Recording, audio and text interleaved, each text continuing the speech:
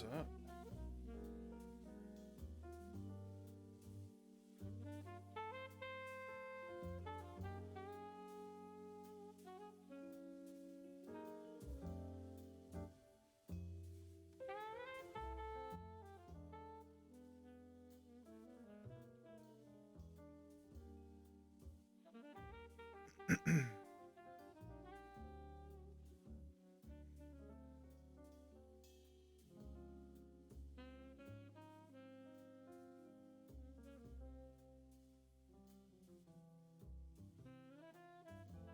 Okay, so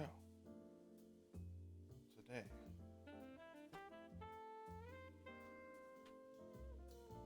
we have Tidbit. We got the Tidbit from Nullbits. I already opened it up just to throw the LED and the microprocessor in the box, because those do not come with it,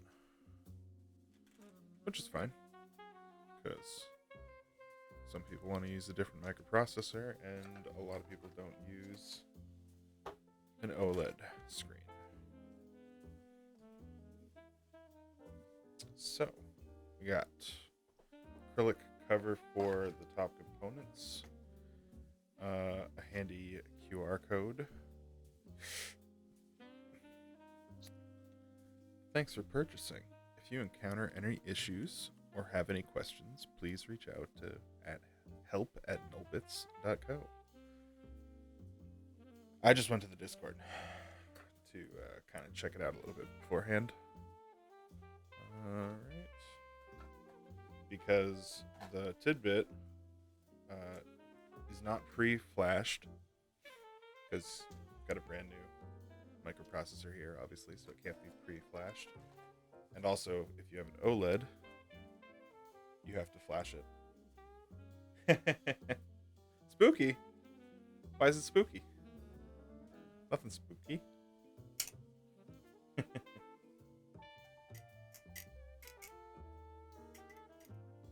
It's just for the flippins.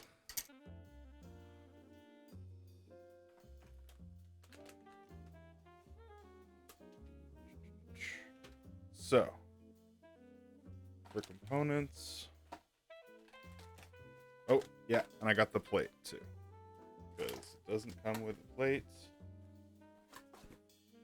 Really, dude, I'm not very good at all, actually.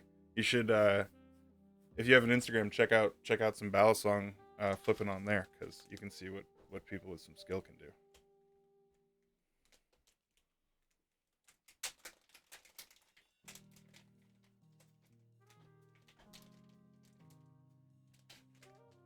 I just flip for fun and for something to fidget with while I'm watching or reading something, you know? And because they go clickety-clack very nicely, just like keyboards.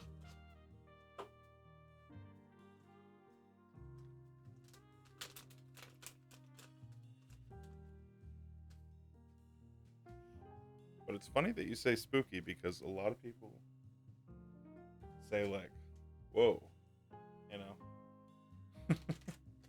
But the only one who's getting hurt with something like that is my fingers. Plate's a little stuck. Okay.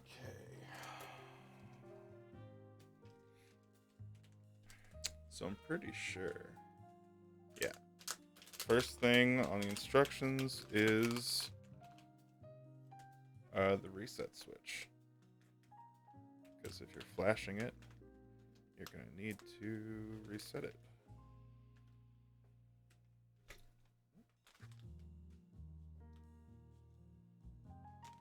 Okay. So, don't need a lot of this stuff for a while.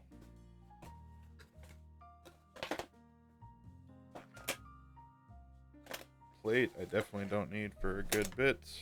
Sticker, I can show it here. Not gonna need that for a bit. Or the feet. screws and mounts I do not need for a good while. Okay. Oh, and the LEDs. So the first step would usually be installing the LEDs, but I'm not going to do that for this right now. They are surface mounted, not through hole, so they're a little bit trickier to solder.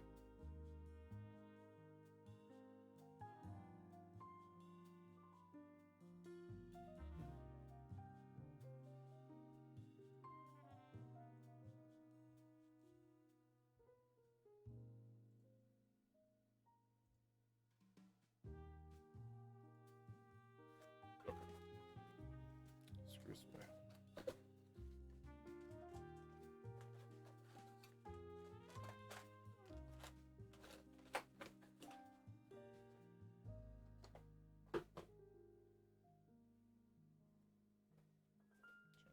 Put it somewhere cool. All right. So,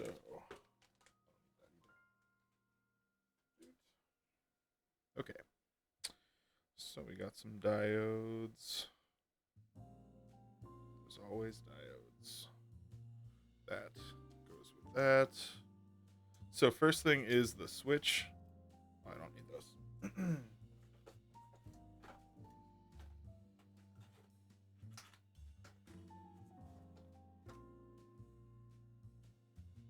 First thing is the switch, but I'm going to prep the diodes and solder them at the same time.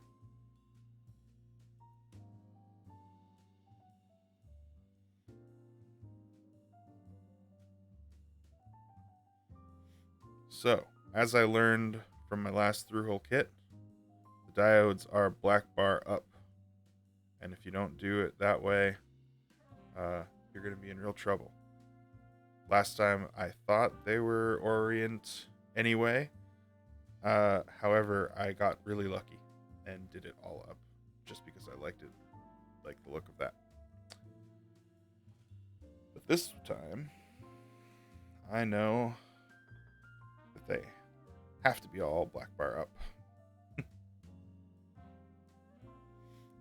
Although I was thinking about the fact that they don't really need to be on the top.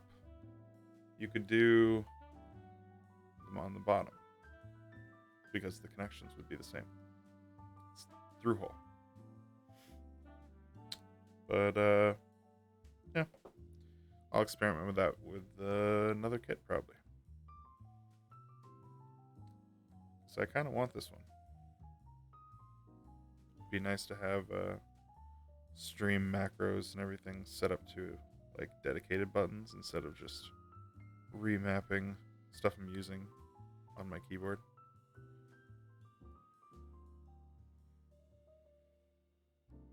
Especially right now, I'm using a 65%. Doesn't have a lot of room to spare.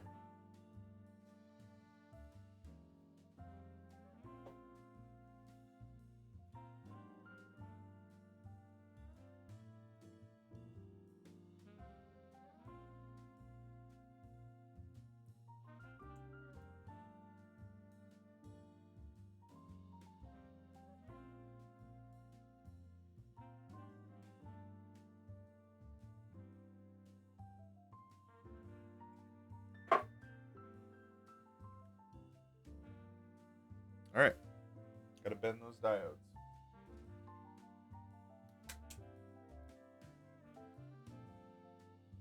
Now the measurement is probably just slightly different than last time.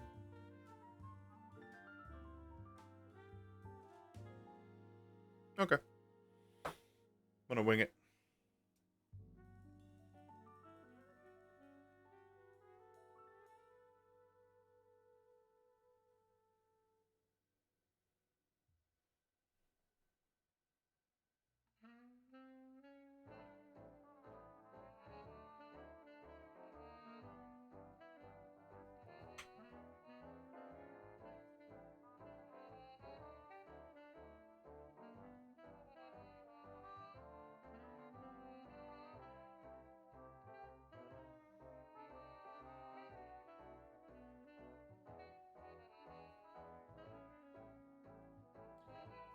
Also, last time I learned not to bend the pins out because it makes it really hard to clip them. So this time I'm just going to bend them inwards towards each other because really there's nothing for them to get in the way there. Rather than standing out, they can stick out towards other components. But that shouldn't even be a problem on this board at all. But I'm just going to do it anyways.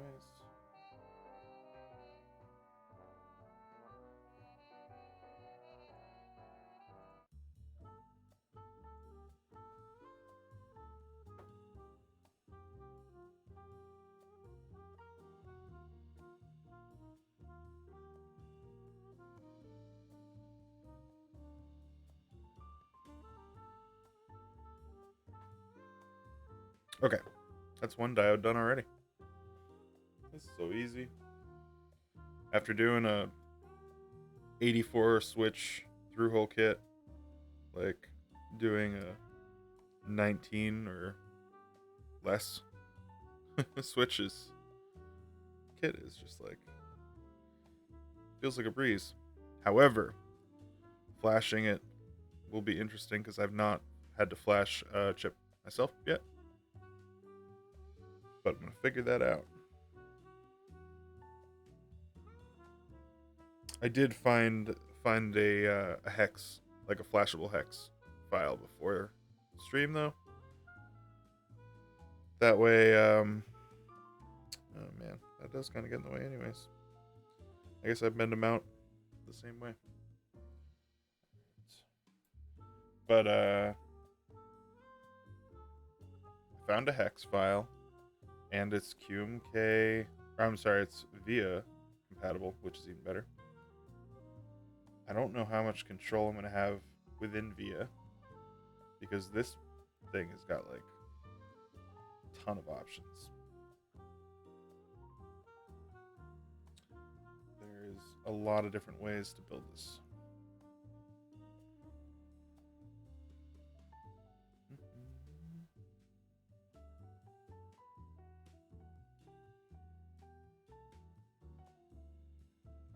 Alright. 2 diodes. I guess I can put the switch in place already.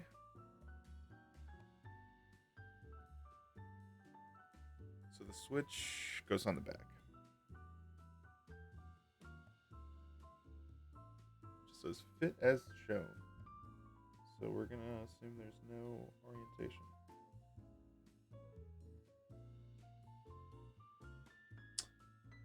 Ah, okay. So this is also basically a surface mount. The switch. Yeah. So that switch doesn't have through-hole pins, unfortunately, because it's sitting on through-hole pads.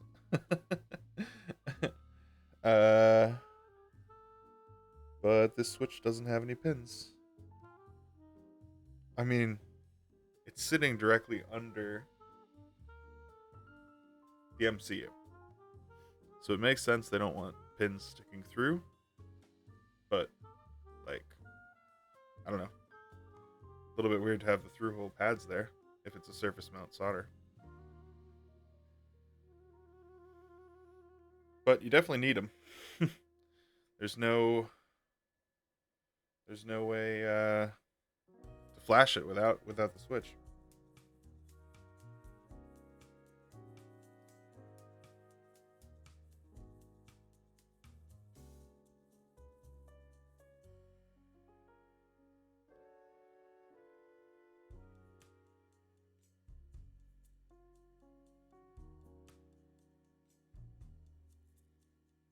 There really isn't very many diodes, so I'm just kind of placing them as I go.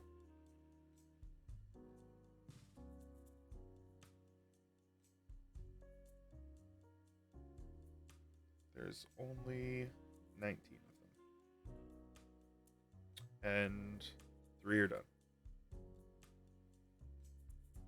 I gotta be careful though, because these holes are pretty wide, and they're not really staying put. Maybe that means I'm bending them too wide. I gotta bend them closer to the diode or something.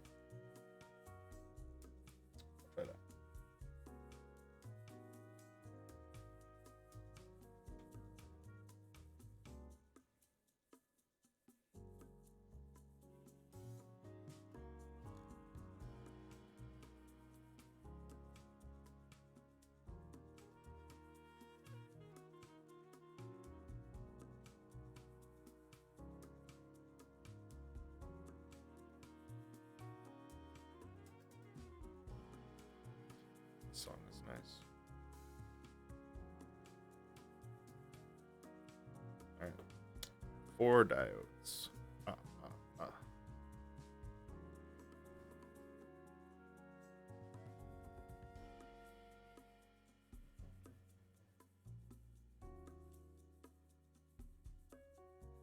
Just making sure that I'm doing this right.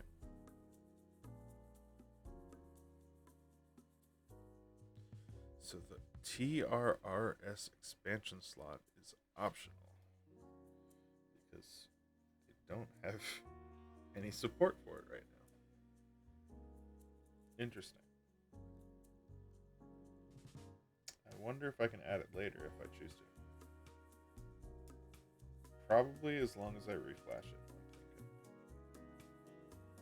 So I might just leave that off for now if it's not supported in current firmware versions. This seems to be like a really new project. Their Discord server is like, there's no announcement posts that are older than a few months. But I was looking for a Macropad, and I really like the price on this thing, first of all. And you can get it through Amazon, so it's accessible as heck. Most, like, if you're ordering from a custom keyboard online shop, you never know when you're actually going to get everything. It could be 3 days or 3 weeks, depending on the shop, and you never know because it's the first time you're ordering for yourself. There's even a few shops that have a notorious reputation for it, but yet a lot of people still order from them. And that's just a case of being the only people that have a product, like a good product. You're gonna get people to buy it regardless of your customer service quality.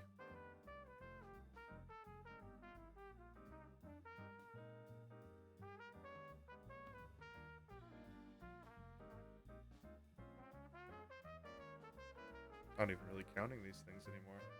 I guess that's how I know I'm not like worried about them. When there was a ton of them, I was like breaking them into groups of 5, and, like making a big deal every time. Every time I got 5 more done. I like Macropad builds. This is the first time I built any Macropad, and it's probably going to be like one of the more complex ones to build. I don't know, maybe a Disipad would be harder. I'm not sure. I don't really know. Do you have to solder a USB port on the Disipad? Because you don't have to do that on this, which is great.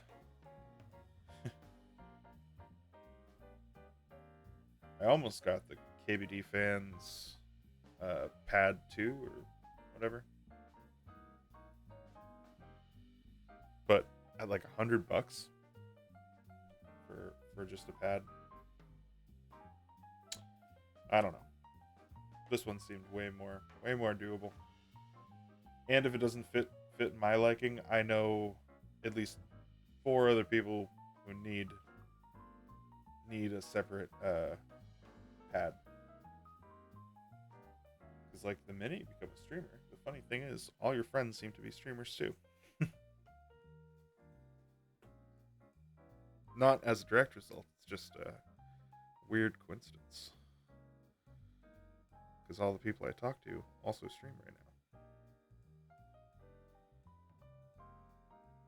And none of them, it seems, have a dedicated pad. So I'm gonna try and slowly solve that problem for as many of them that are willing. Because I plan to do free commissions for as long as I'm able. I will have to make a pin under my thing later about that.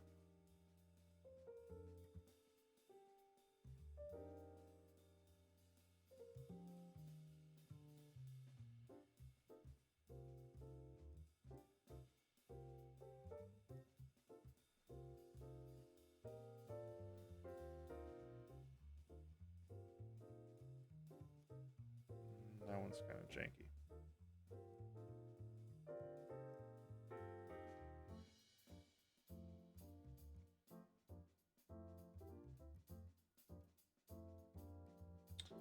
Even though it's like a little bit crooked, it still looks pretty good.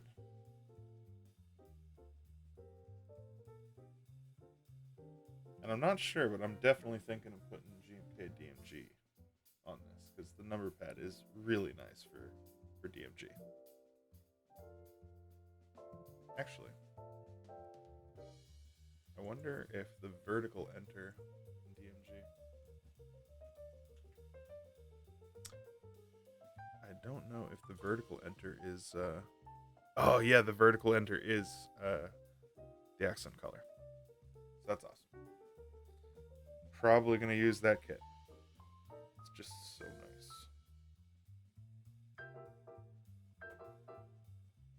And I'm glad I grabbed it when I had a chance because it's like it seems to be one of those kits that you could offer as much money as you want for it. You still would have trouble finding it anywhere. Which is the case with a lot of GMK sets. But that's why you got to grab the ones that speak to you when you can, either in group buy or extras or the Mac Market if you have to. Should be the last place you turn. I mean, like sometimes, especially with the GMK set, if you're buying into a group buy, now the lead time is so long. You have to like plan out what are you gonna do? Plan out your builds before you even know what the keyboard is. Like how am I gonna be like, oh yeah, I need a blue set in 2 years.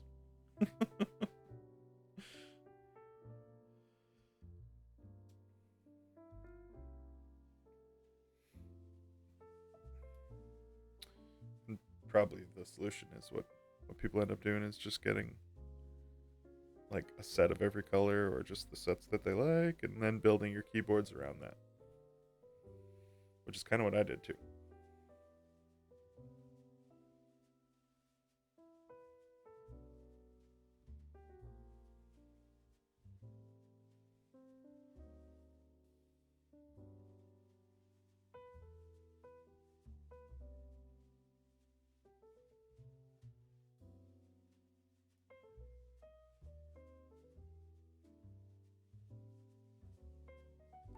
Yeah, those are looking pretty straight.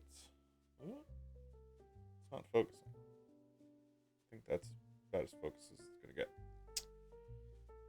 I really need to improve my camera setup too. I finally fixed the armature that it's on, so now it's not like just held up with tape.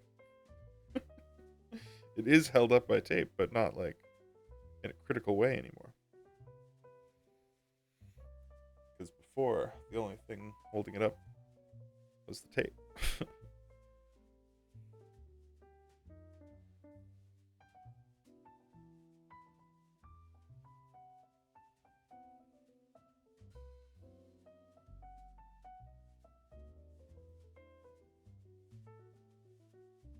So I'm thinking about waiting to flash this thing until after doing the switches because it really isn't going to make any difference to me if I messed it up and it's not going to work because this thing only needs like 16 switches, I think, the way I'm going to do it, or the way I plan to do it. I could still do it with 3. What is it? 3 stabilizers And the rotary knob, which would put it down to 13 or 14 or something like that.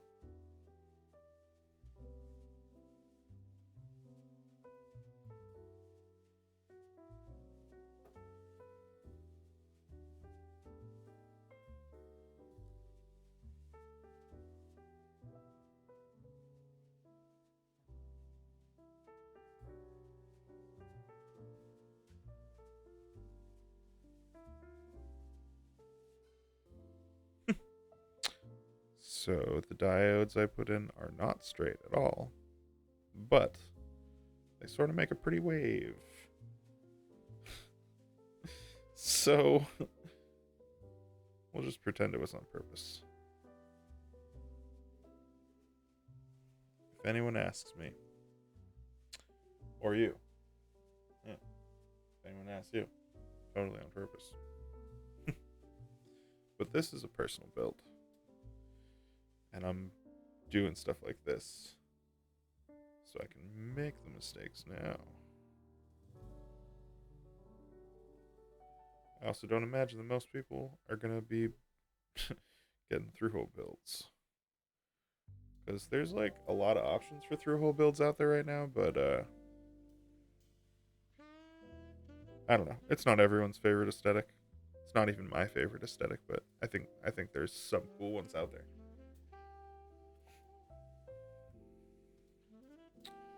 I'm gonna be building one of those cool ones pretty soon, which should be awesome.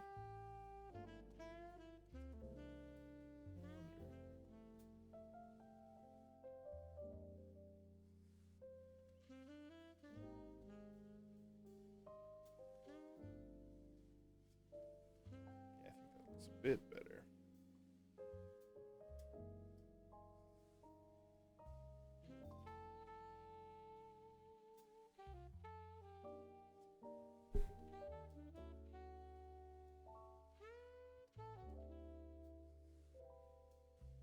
Maybe I should add a hydrate command because I keep forgetting to drink.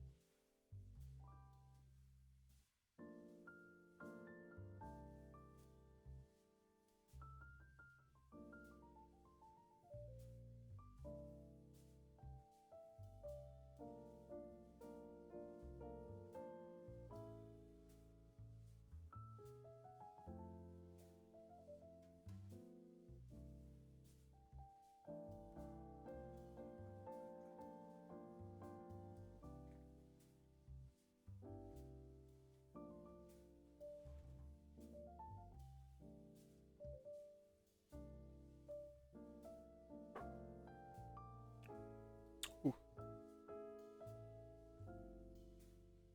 that's strong.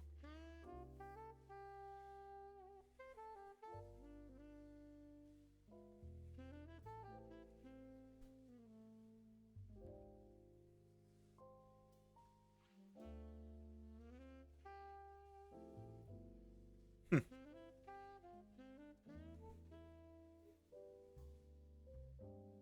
Funny thing is, and then in the directions, right there is the 3-box Yonkar logo, but it's not here on the PCBI that I have. I don't know what's up with that. Oh wow, I just realized that this thing came with a ton of extra of these things.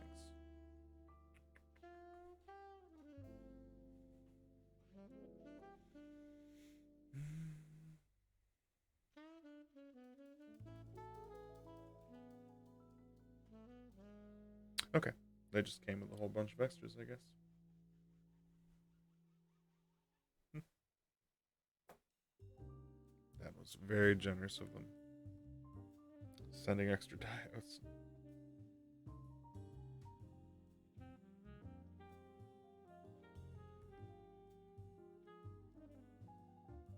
I mean, most companies don't send you much extras.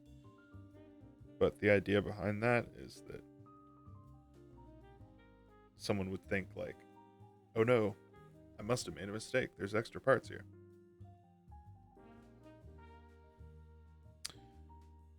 Because not everybody reads the directions super carefully. Neither do I.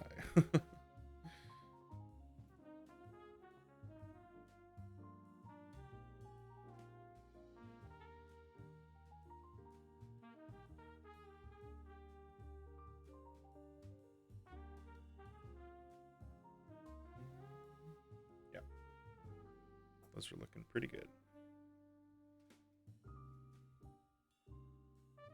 Most of them, anyways. One or two I might have to hold flush while I solder it.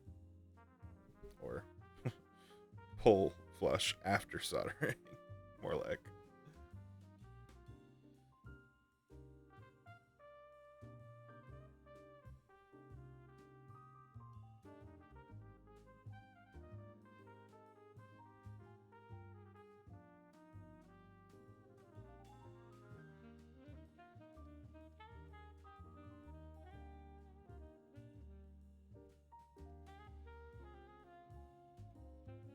Okay. Just about ready to go get the soldering stuff for the first time tonight.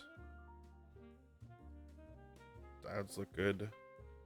There is, looks like 6 extras.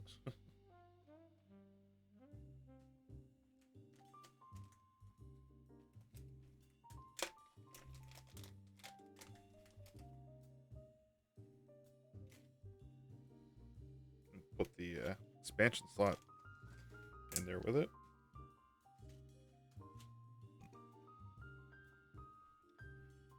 All right. I guess I should do the switch first. This thing.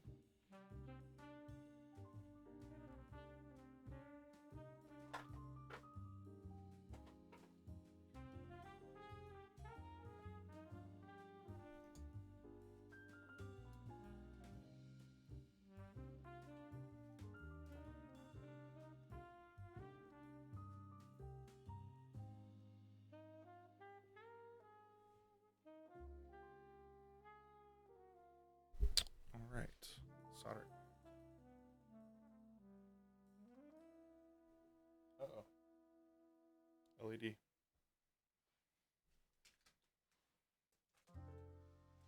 got loose LEDs.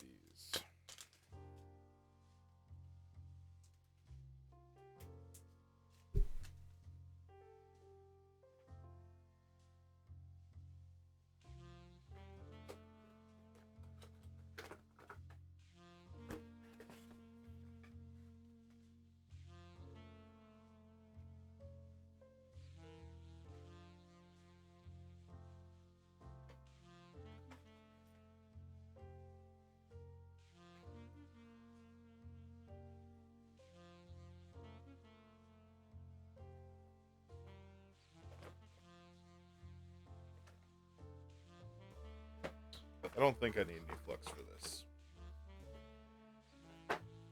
Famous last words.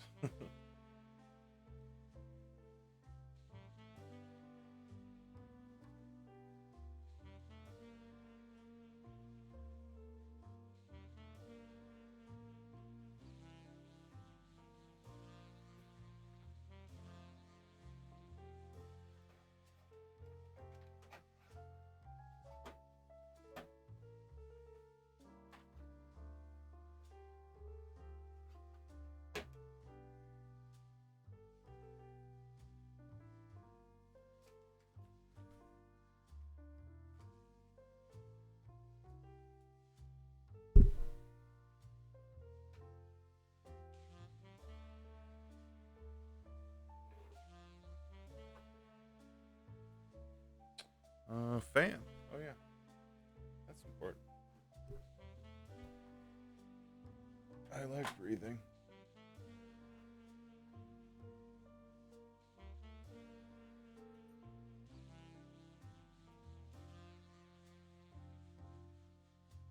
I guess I should do switch first. Yeah.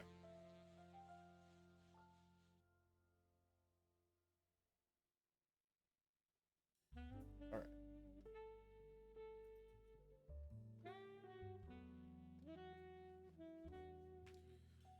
I'll do the switch first. I'll just do what the instructions tell me to do.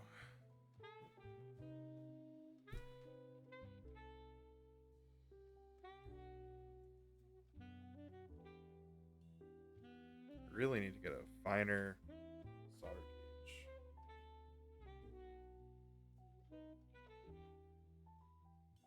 I don't know what this one is, but it seems thick. Probably isn't, just because I'm not experienced.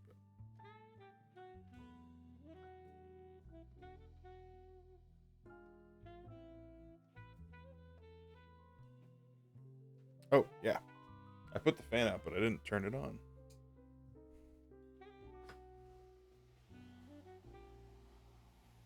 Okay, switch time.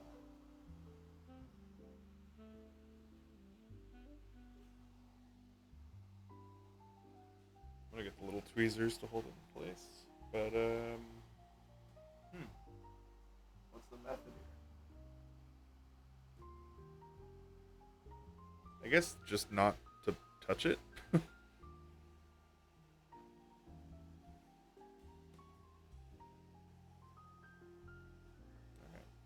Well, I'm just gonna go for it. I should probably tin the tip first. Make sure it's good.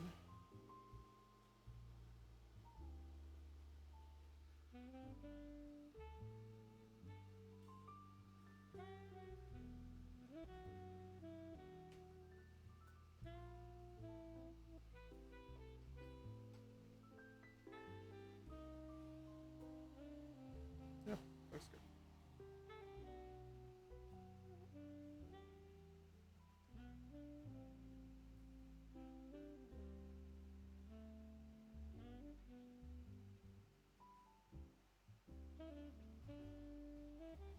It's a little bit crooked.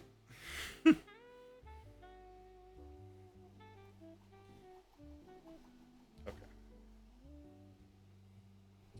So now I can use the tweezers and move it.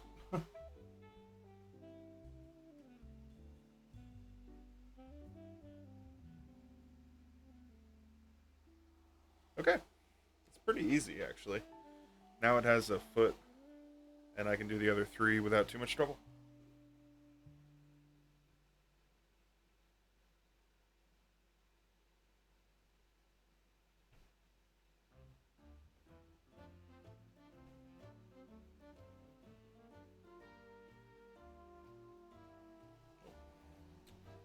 That was a lot of solder. Whoa, that was a lot of solder. Oh no.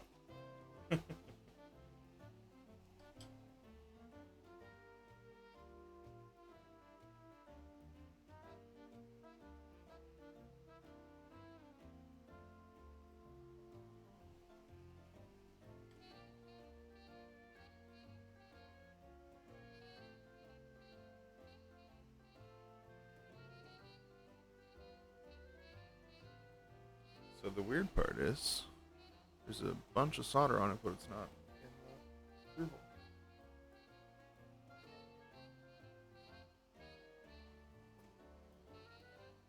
Put too much on, take too much off, you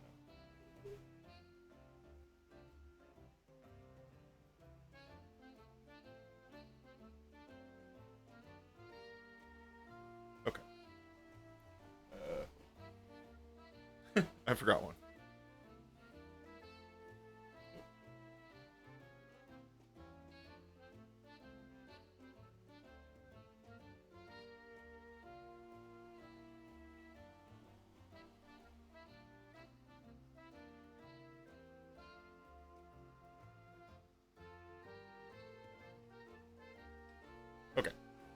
think the switch is on there pretty good.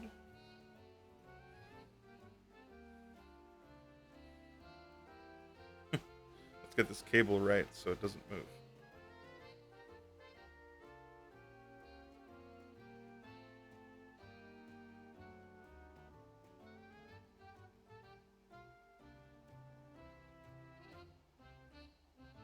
Honestly, the first one I put down doesn't even look like it's on anything.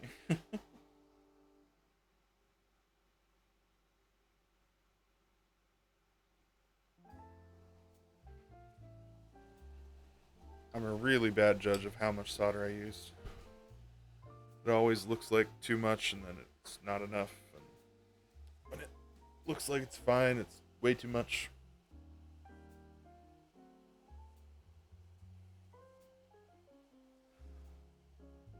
Okay, pretty sure the switch is done.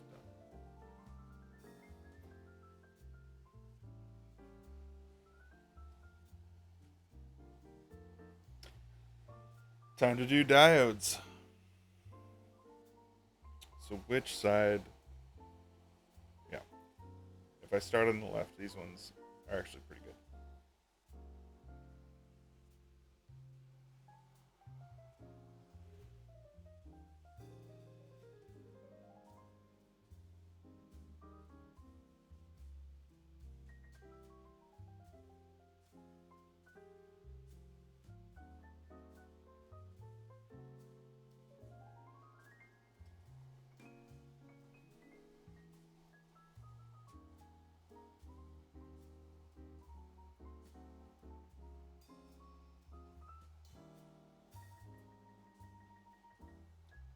Those are looking good.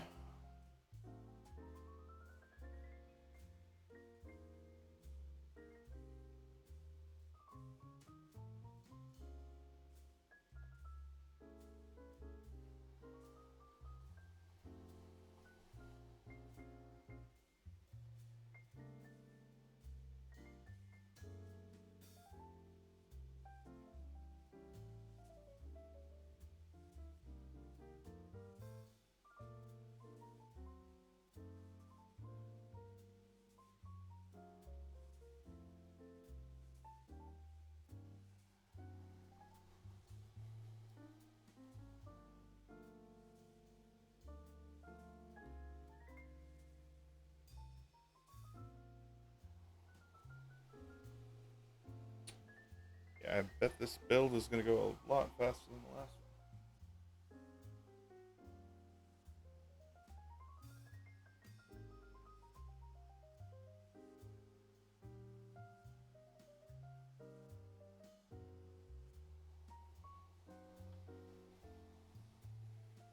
one. The diodes took like 3 times longer, so this is a good sign.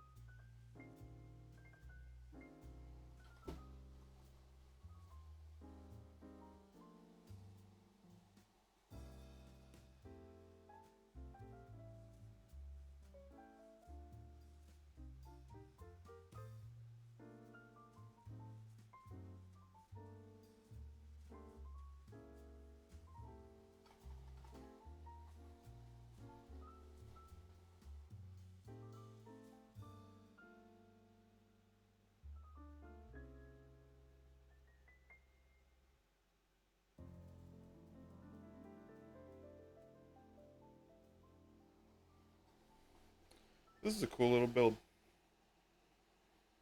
I kind of want to do the LEDs. Because I don't think it's going to take that much time.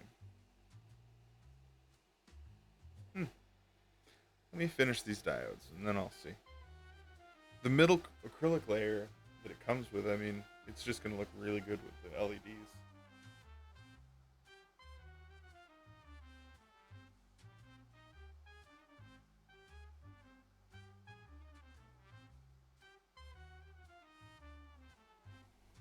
I don't know. I'm not decided.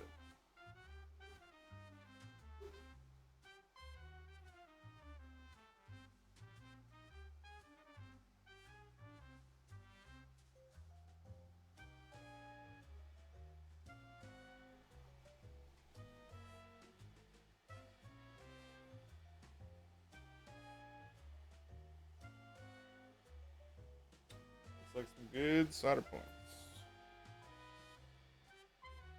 But what do I know?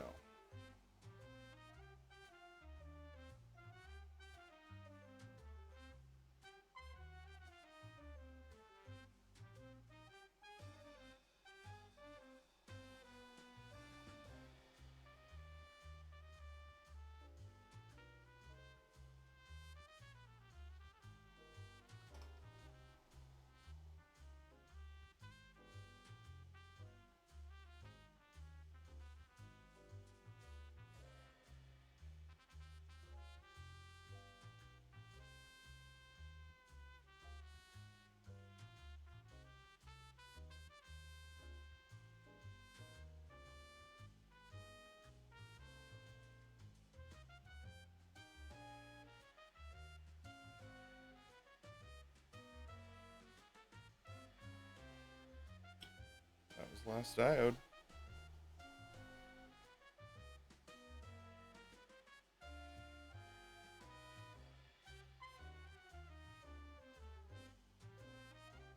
Okay. So I'm going to very carefully clip those. Very carefully.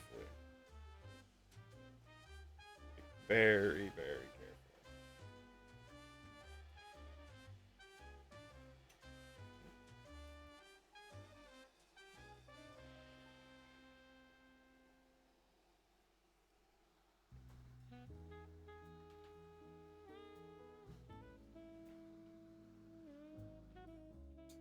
No fan.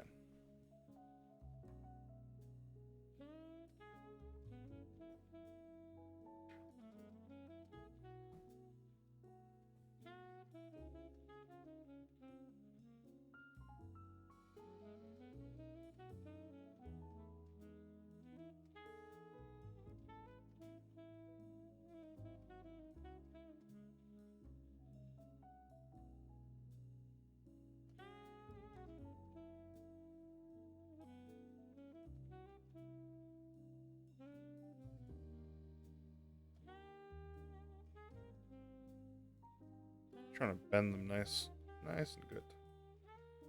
Bend them real good.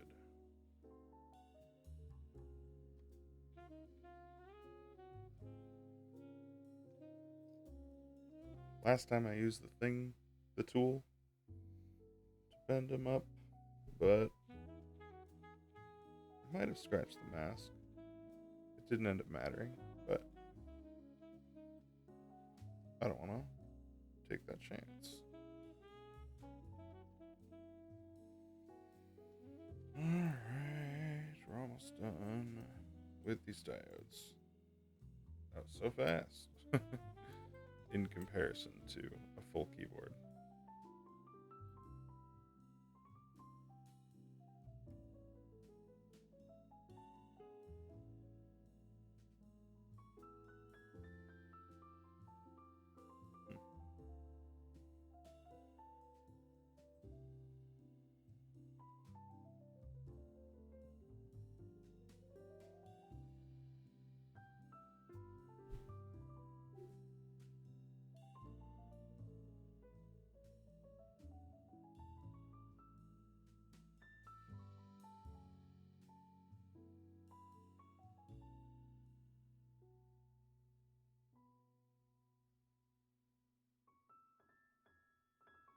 A couple of the pins are going right over a test pad. I just want to really make sure they're not going to lean over it. That would be bad if they were touching it.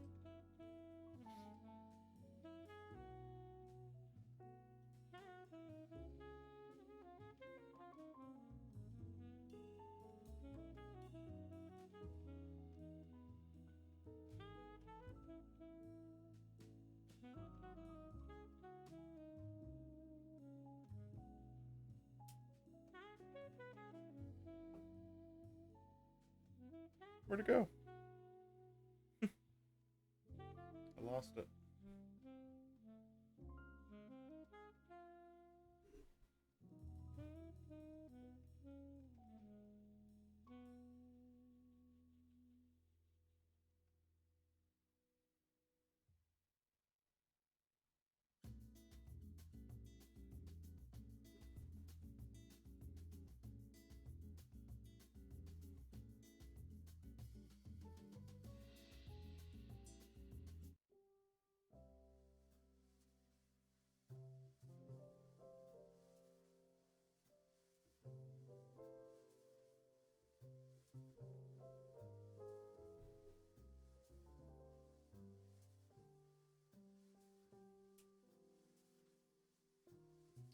I'm doing a lot of tidbits, but I'm not doing a lot of tidbits.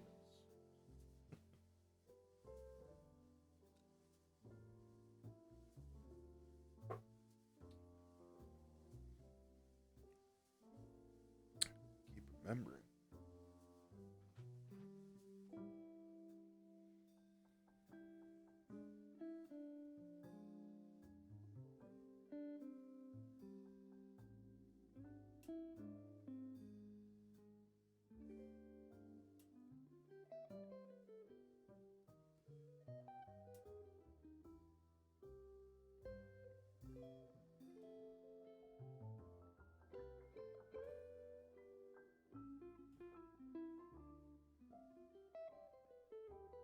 Oh, found the other one.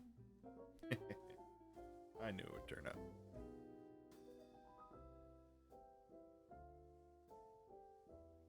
Get out of here, pesky pins.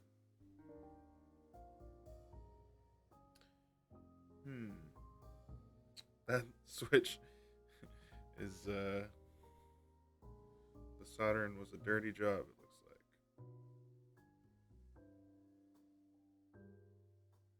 But I did it. Yeah. It is probably fine.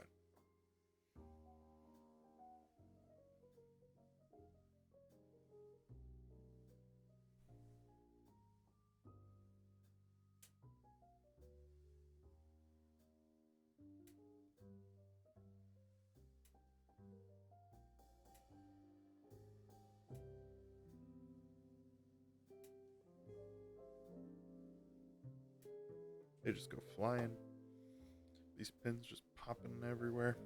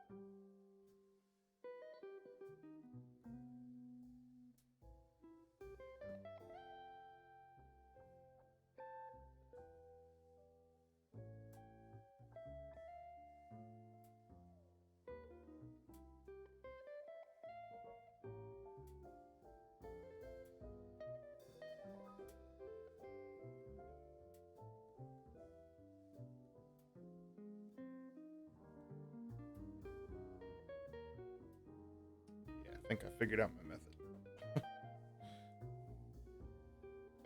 That last row went really fast.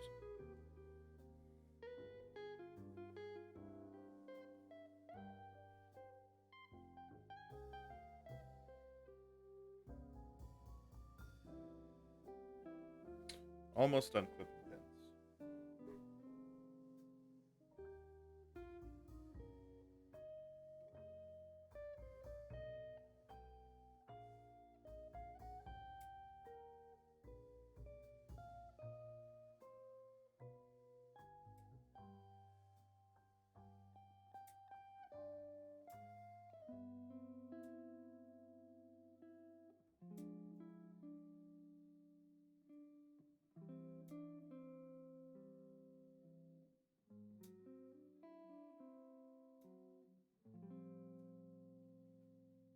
Okay. That's all the pins clipped. And I'm just going to check those test pads one more time, make sure nothing's touching them. But I think I'm good. And I'll check the instructions. What's next? These things all over the place.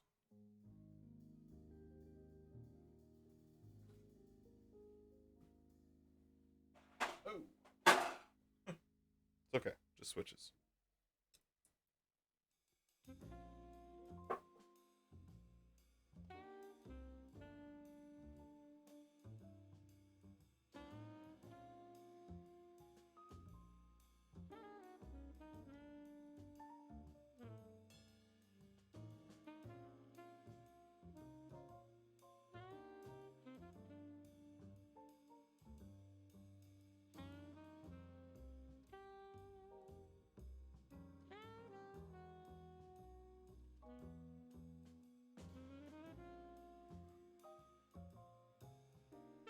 I think I'm good.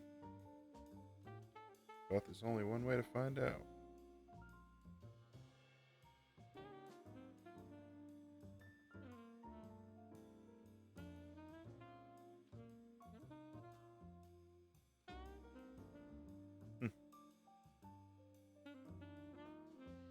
Okay. I guess next would be the LEDs if I'm going to do them. Or the expansion slot, which I already decided I'm not doing.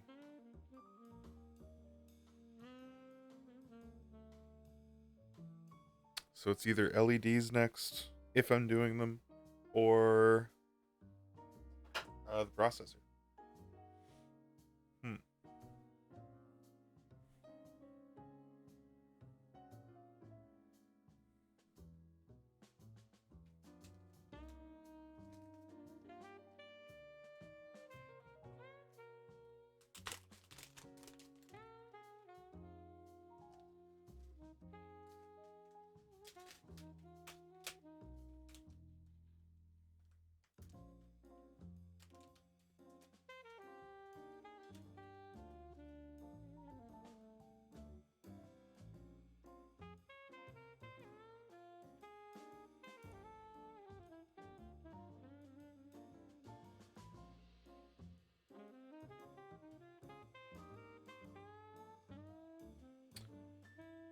Solder the underglow LEDs. Start by tacking down one corner and then soldering the remaining 3 leads after soldering blah blah blah.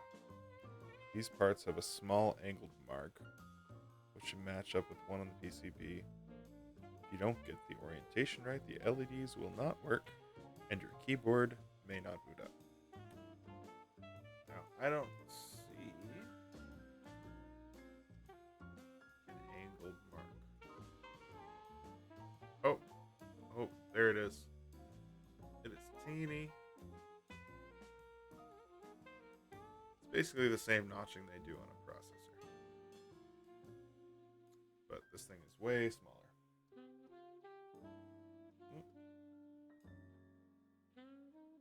Of course it's not going to focus, but... I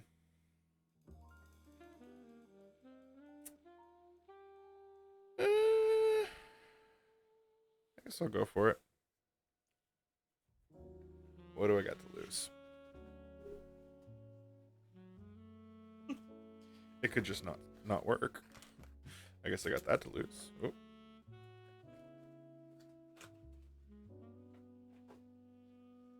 But RGB is amazing. Makes everything better, right? So guess I should do it. Oh, these are nice. Oh. These are nice little LEDs.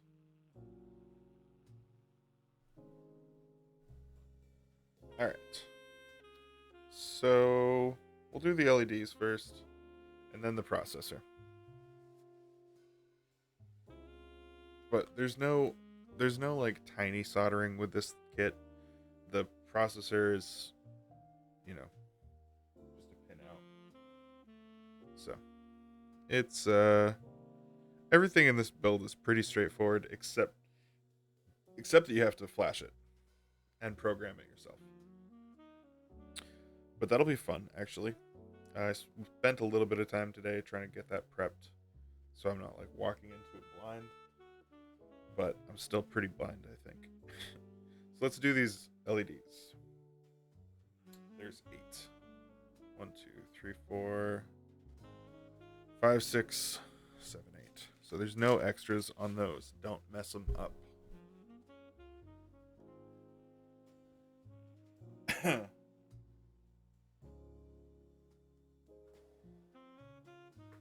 Desolder pump isn't going to really help me with this.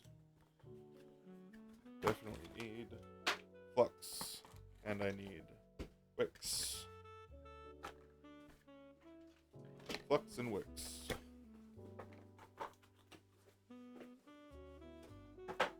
Saw someone today trying to desolder a switch with a toothbrush.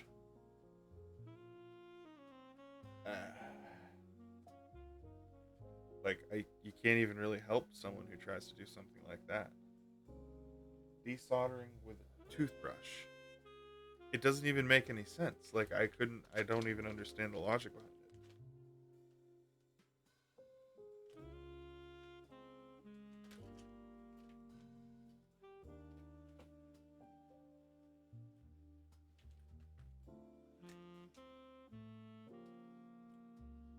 Yeah. One of these I used already, so there we go. Oof, they're stinky. Flux pens are stinky.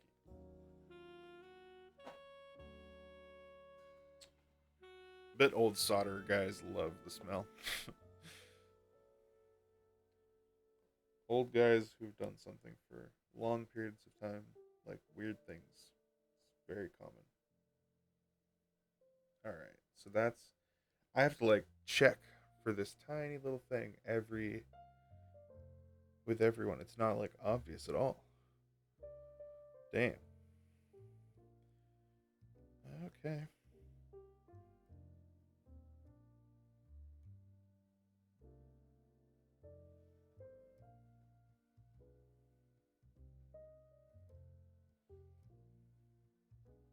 There is a lot of flux in this solder wire, so I could probably just put a little bit on the tip of the soldering iron and then do that, drip it for the first one.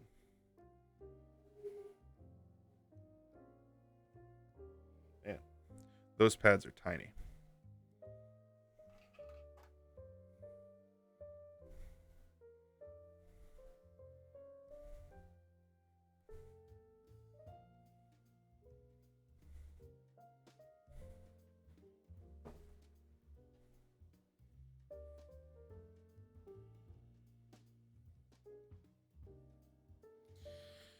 Yes, I should have done this first.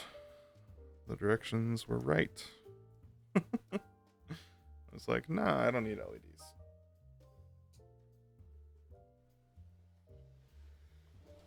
No one needs LEDs, but you want them.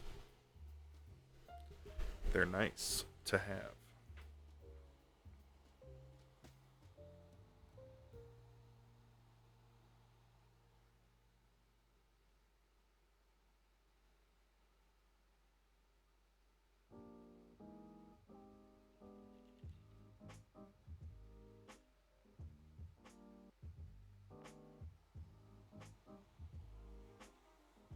Alright, let's give this a shot.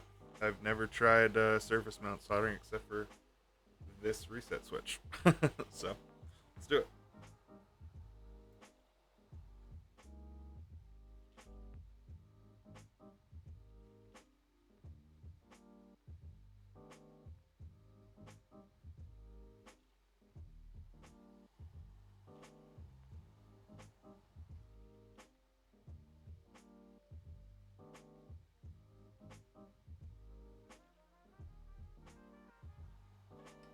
It moved right away.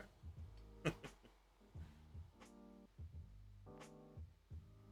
might be okay, but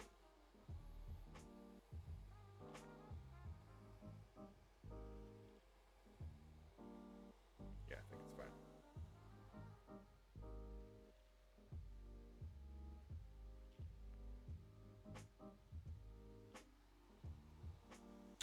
These aren't that hard. I mean, you have enough flux in your solder wire and you can do anything.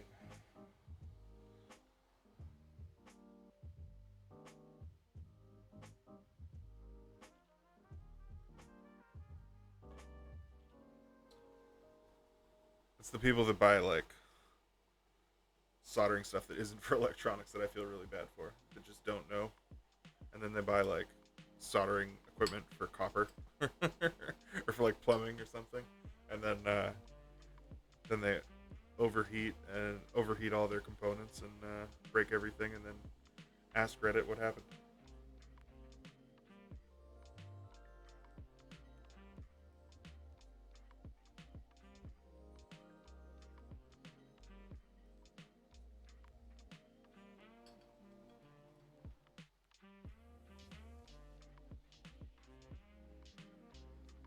Too much solder.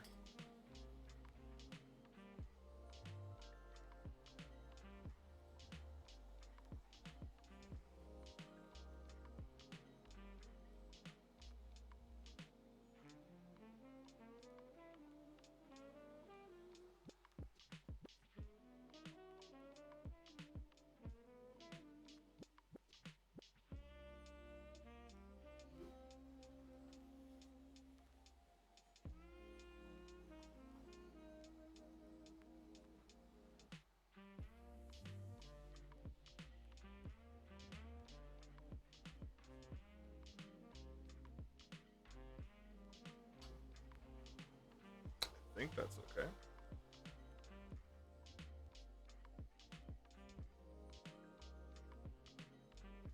I've got nothing to compare it to, so we'll go with okay. Let's do the next one.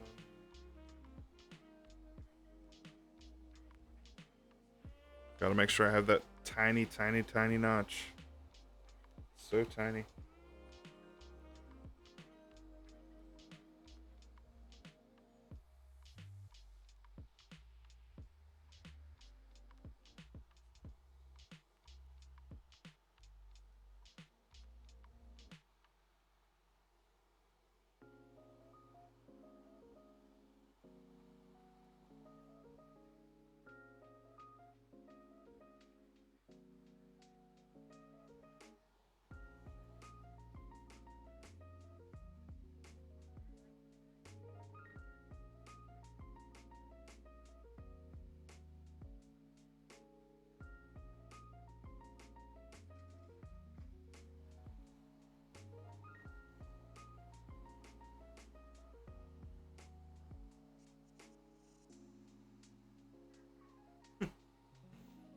There's a slight burn mark on the LED, but I'm not worried or anything. It should be fine. Those things are super sturdy.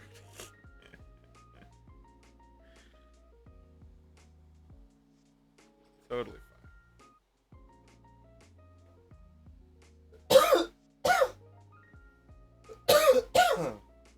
I think I caught some.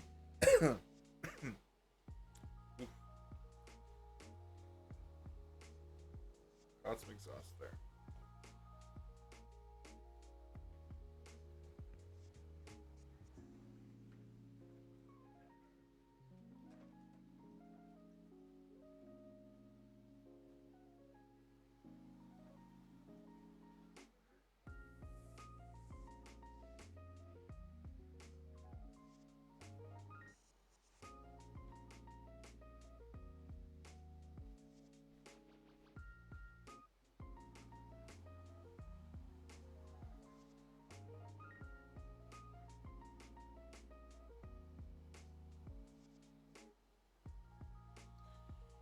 Okay.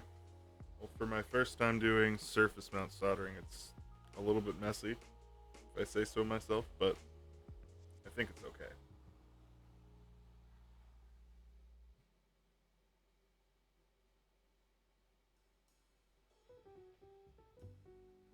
Gotta get that notch.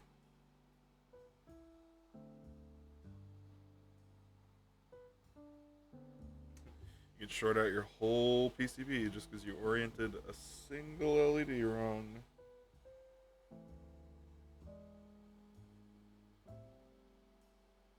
That would really suck.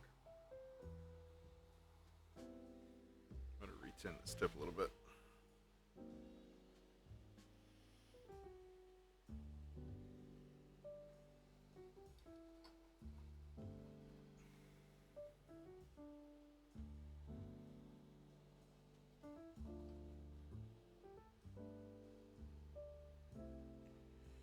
Okay.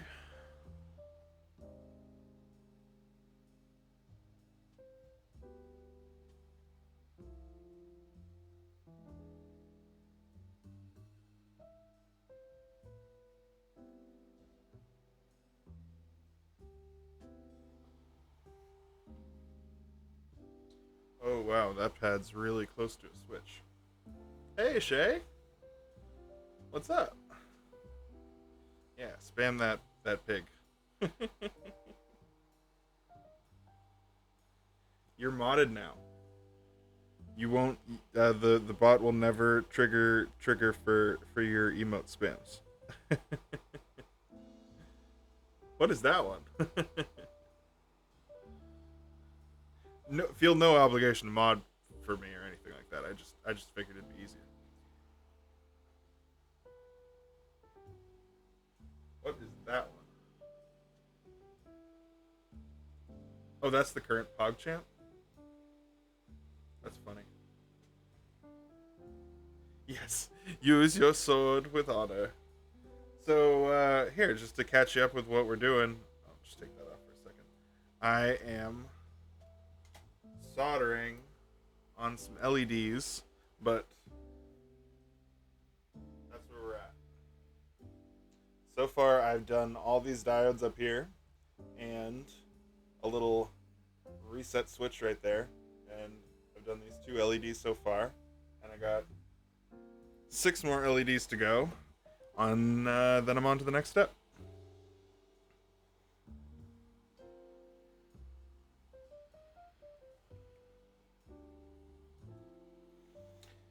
So yeah, there's a bunch of stuff left to do. I meant to start earlier, but then I got watching another stream. It's not hard. Anyone can learn to solder. It's definitely a skill that can be picked up by anyone. I believe that for sure.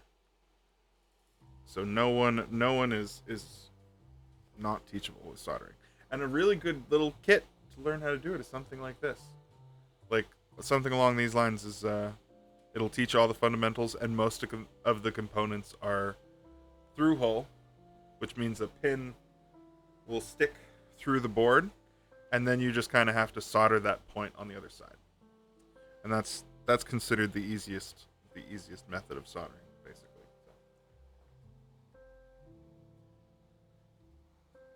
So it's LED time.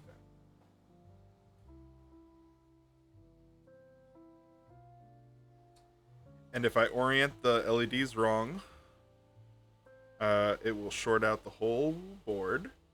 And the only way to tell is a tiny little notch in one corner. So I gotta be very careful. There's a lot of ways to like ruin everything. But I say that also still the other thing I said is true, that anyone can solder. It's super easy. There's a lot of ways to mess everything up, but basic like fundamentals and know-how and that shit can be avoided.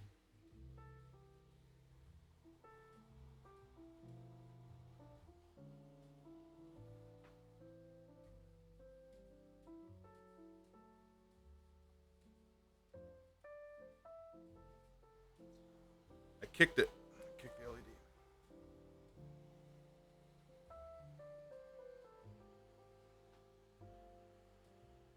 Oh no.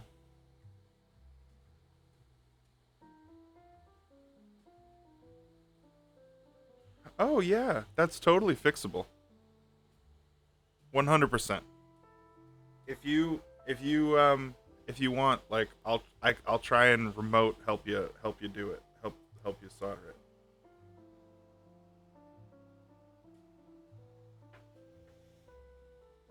Because like a cheap soldering iron for electronics, you can get one off Amazon for like $30, you know. The next thing I'm going to be doing is making custom cables for the keyboards.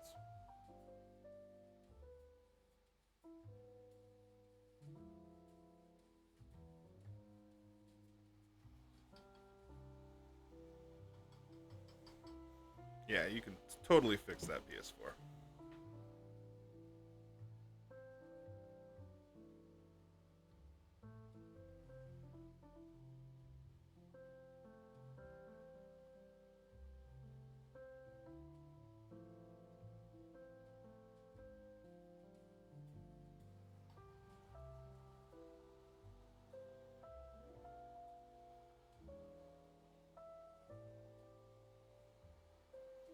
Yeah. Oh, yeah. So anyone like older than us is really afraid of soldering because they had to do it in high school and they had really crappy equipment that didn't have temperature control. Um, if you have temperature control on your soldering iron, then you can set it to a temperature that will basically never burn the pads off. Um, but if you have a soldering iron that's like for not electronics, like for plumbing, then you can easily burn it. So what they used to have to do, like what old people had to do for soldering electronics, is yeah, this one is really cool actually. This one's like $80 on Amazon. What old people used to have to do is put like a cooling pad, like a heat transfer pad, under the thing that they were soldering, so that the board wouldn't get too hot. You don't have to do that anymore.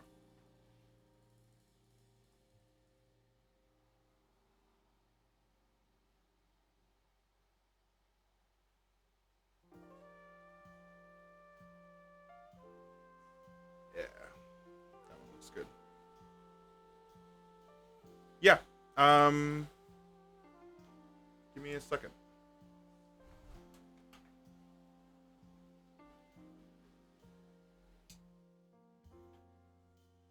Because the one I started with was fine, but I definitely needed to upgrade it.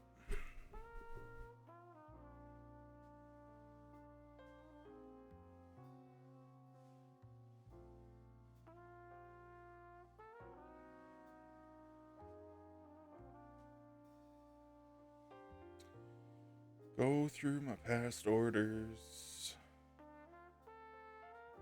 Oh, you gotta get yourself one of these fans. Don't breathe the fumes. Fumes bad.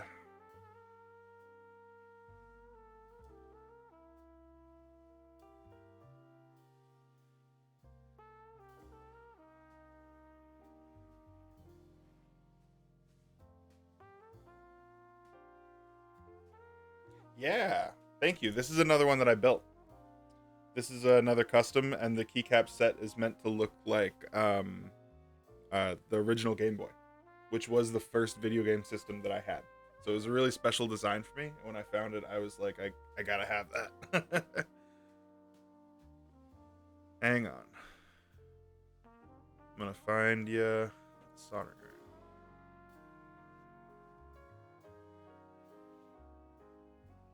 I paid a lot for the keycap set. Just for the keycap set. It's just plastic, but yeah, the original Game Boy was the shit. What was your first game? I'll tell you mine. I bet it was Pokemon. Probably Pokemon Blue or Red, right? Because that was not mine. Tetris. Oh yeah, I had that too actually. So mine was Kirby and Dreamland, which is a really awesome game, and also the first game designed by Shigeru Miyamoto, who later designed all of the Smash Brothers games. So it's really funny that I ended up like becoming a big Smash Brothers player when his first game was my first game I ever played. Yeah, that's awesome.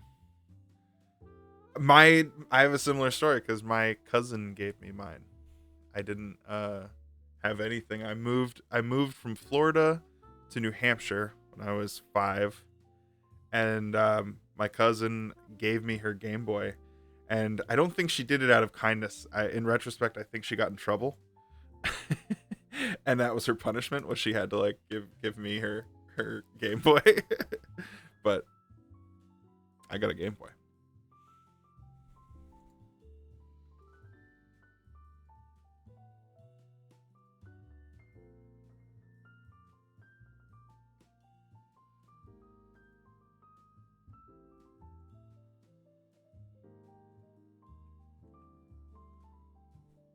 All right.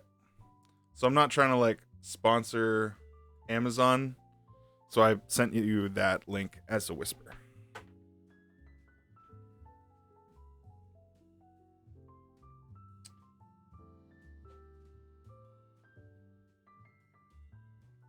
All right. Screwdrivers and soldering irons. The good kind of screwdrivers.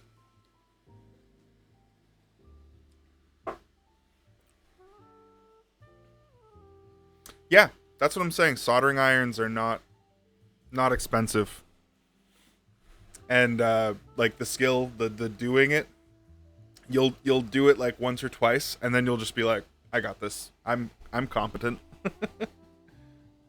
I believe in you. LEDs. Right, 2 more pads on the same one. But for real, get the fan.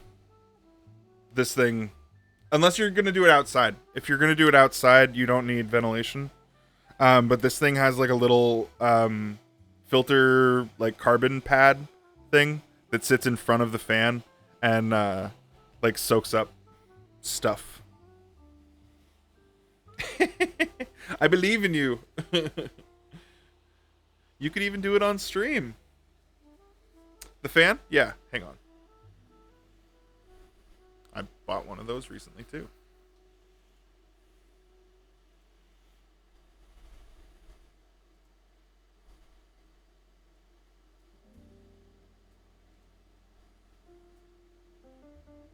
Oh, fan is currently unavailable. Let's find a different one. All the fan options are more expensive than the soldering iron link I sent you.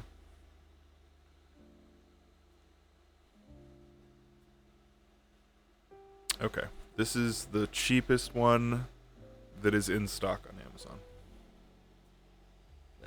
This cord is right on my mouse.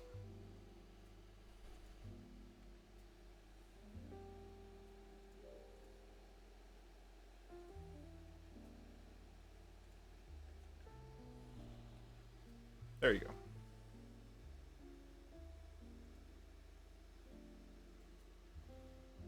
I want to see your solder projects on stream too.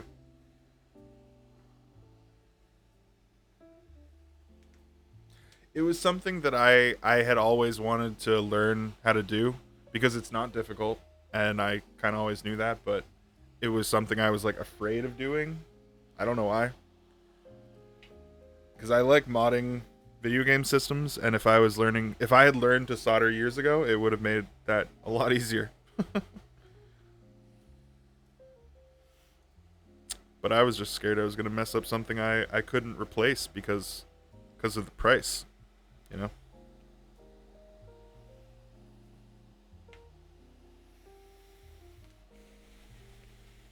Oh yeah,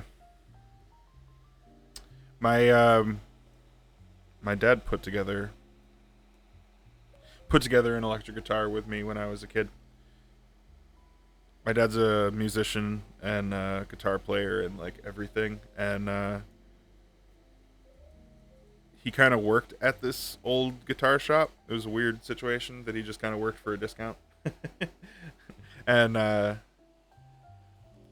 remember he took a bunch of like old guitar parts and kind of Frankenstein one together, and we wired up the pickups and everything. There wasn't a lot of work to do, but it was a cool project.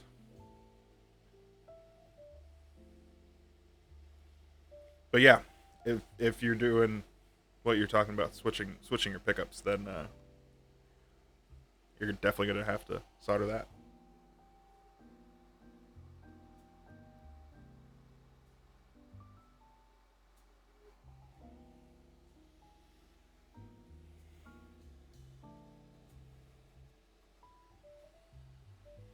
This tip is so tiny that it just doesn't stay tinned for very long. I have to keep re-tipping it. You have a guitar coming on Wednesday? That's awesome. Are you like super excited? What kind of guitar is it?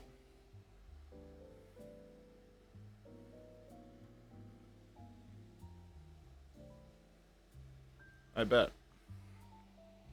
I bet.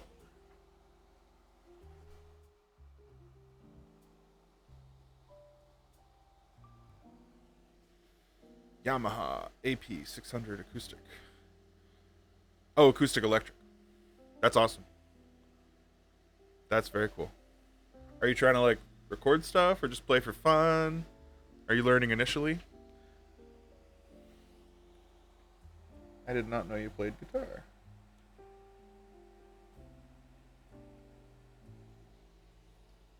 Trying to learn, yeah. That could be a fun thing for you to do on stream too.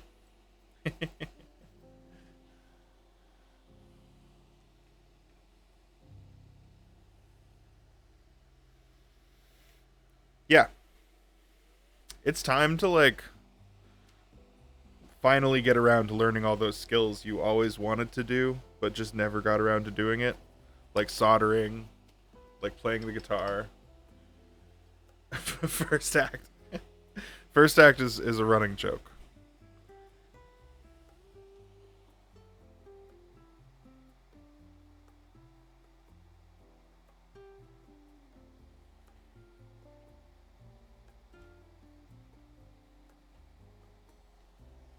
Man. Yeah, they are god awful. And even if you get one that works, it'll break pretty shortly. Basically guaranteed.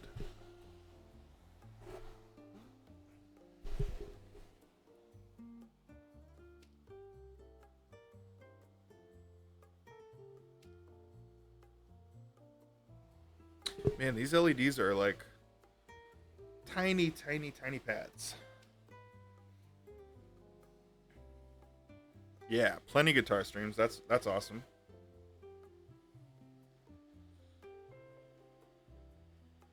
Soldering streams, guitar streams, you can do it all.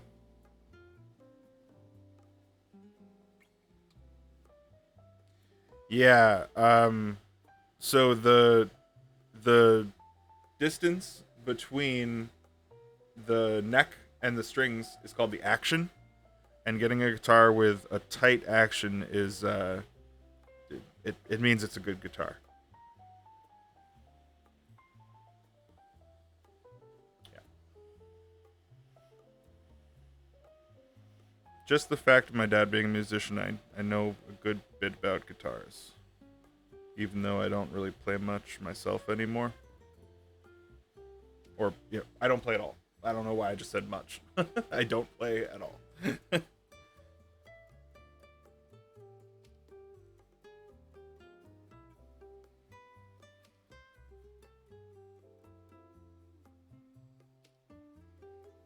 Tiny LEDs.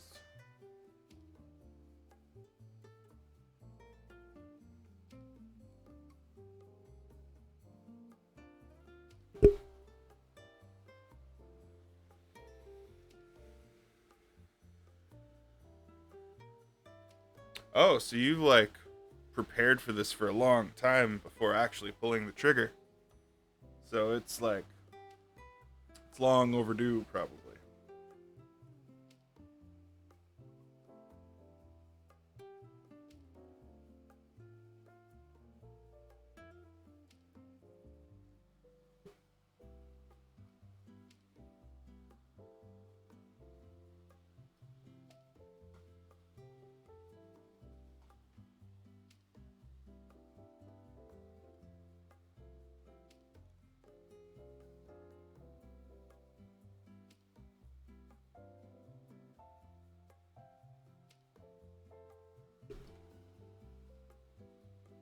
8 years? That's a long time to do research on a subject. Think you could get your master's degree in guitars.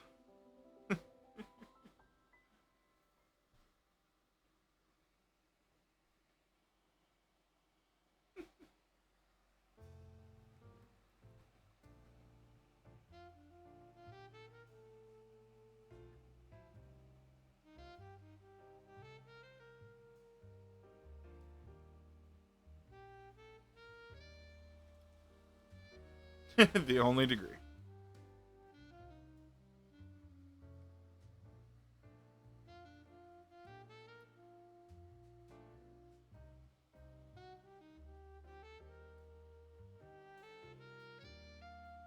All right, I'm halfway done with the LEDs. I thought those were going to be faster, but attaching surface mount lights is kind of slow going because they're really small. And I don't want to mess it up because they're near a bunch of other stuff that can't be bridged to lights. So.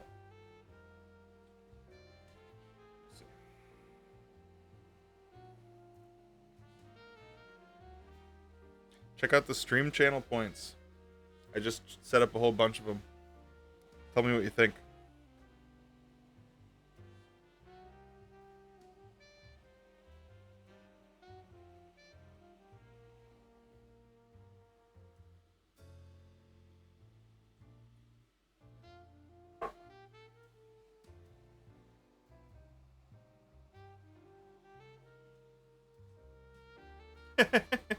Cashing in? Okay.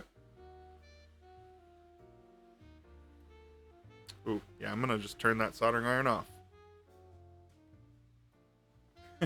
No need to have the chance of that thing falling. See, I don't know if I should do it in like this camera, because this camera's better, but like if I go over here, I can actually like move around.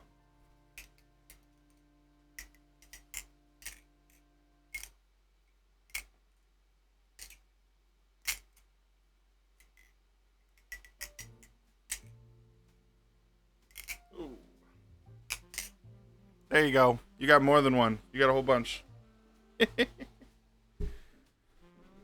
I lowered it to 500 and I was going to start doing it like just like do a quick little trick or whatever, but you got a longer one.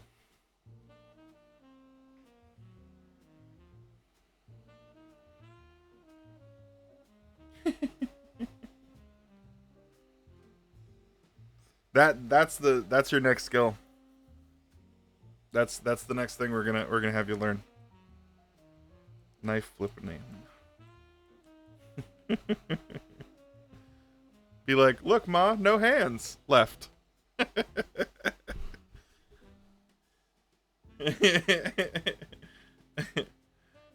They don't cut deep. They just leave lots of little painful like surface skin cuts. That every time you wash your hands, you're like, ow. That's the only downside to flipping those things. If I throw it and I catch the tip though, it can like, you know, pierce a little bit, but that's really the only time I get like badly hurt. You can't wash hands if you don't have them.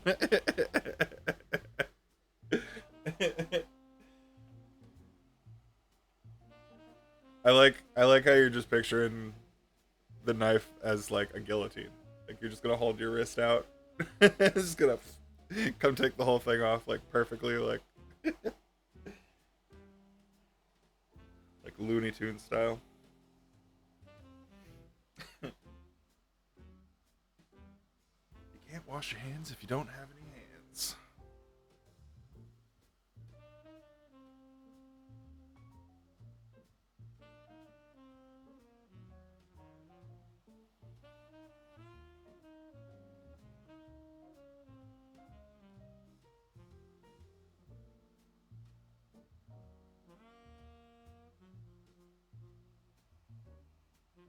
Uh-oh. I moved it really badly.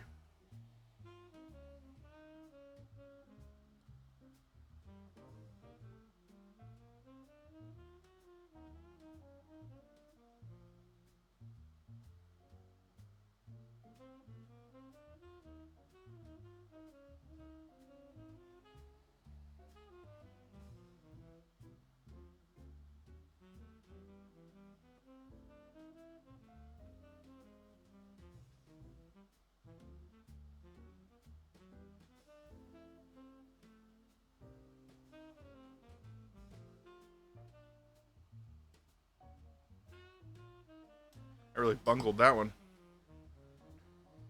Okay.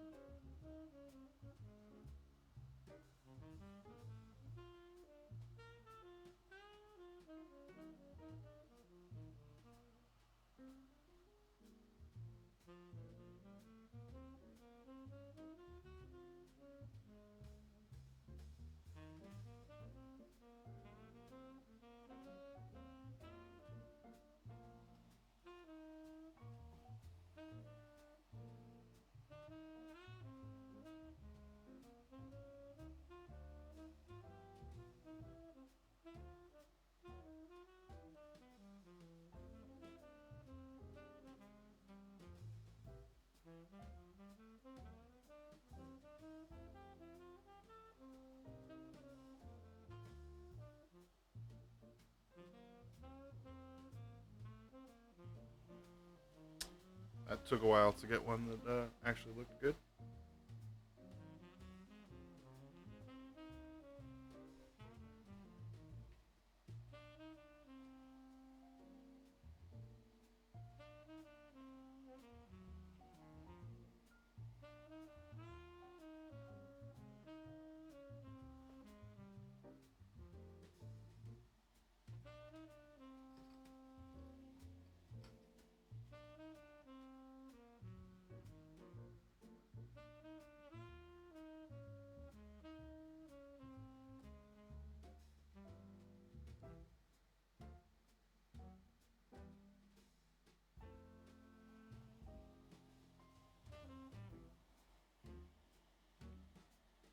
Three more LEDs to do. I'm going like super slow with them because I really don't want to miss one of the orientation things. This is why I was going to skip the dang LEDs in the first place. Because you don't really need them. But they're just cool. They're just kind of cool to have.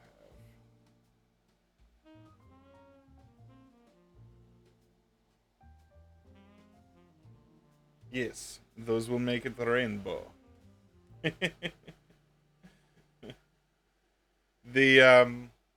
show you.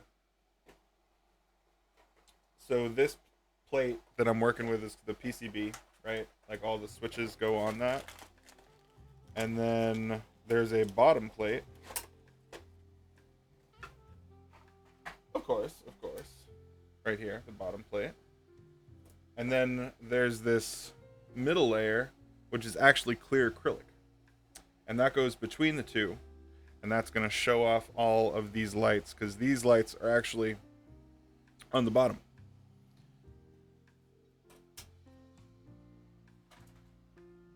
So it's going to do like a whole rainbow thing under the board. Make it look really fancy. Yeah.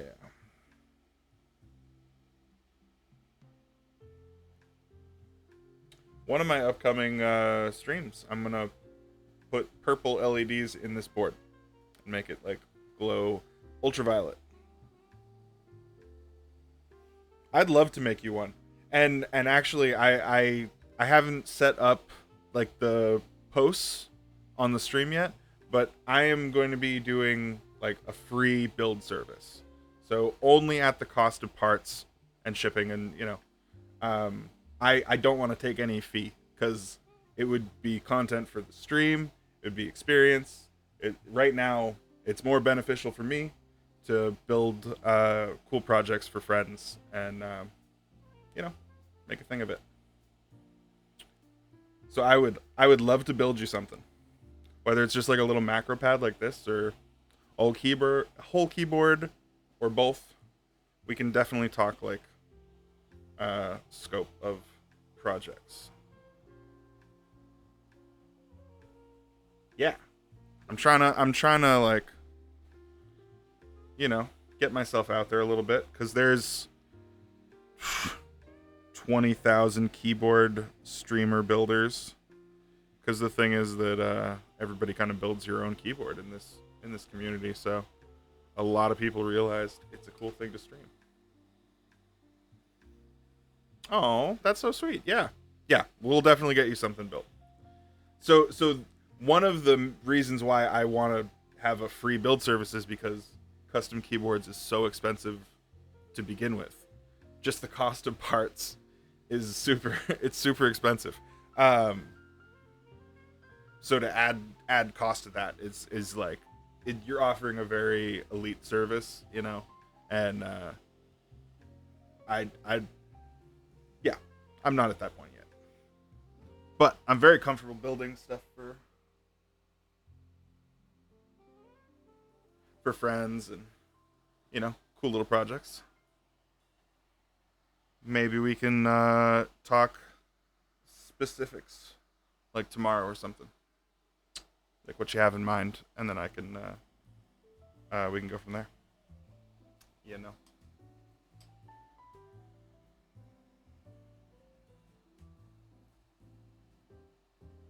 Yeah, I'll make you a cord too. I just got the parts to make custom cables as well, and those will be really sweet. No, no, this is the first one that I bought. This one is from a company called what are they called? Dream Cables. They're pretty good, but they took like a month to make it. So, and also it was really expensive for what it is. I could make this cable for parts that cost me like $10, $15 probably, and it costs like a lot.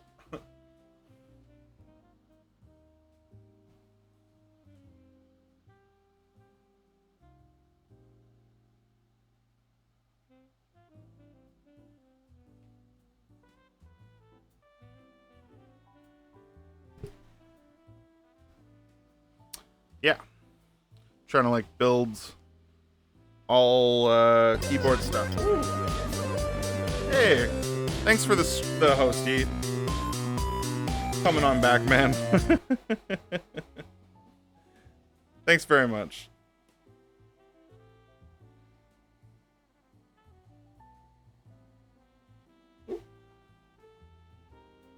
Yeah, hang on one second. Oh, thank you, Shay. Hey, I got a mod in the room. This is what mods are for. This is great. That's exactly what I was about to do, is shout out Yeet.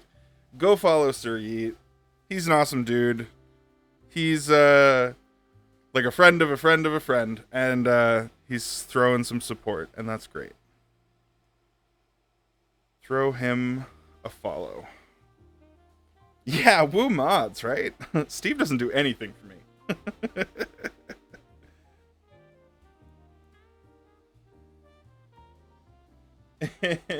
Yeet raid? Hell yeah. Coral. I like that you call him Coral, even though I know his name's Carl. Coral. Even when he's acting like a butt. That's how friendship is, right? Well, okay, so anyone who's just joining in from Sir Yeet's raid, this is a fun little keyboard build. We're doing a Macropad, and we're just gonna make this little thing right here. So right now I'm just soldering on some LEDs. Uh-oh. Starting some stuff in chat over here.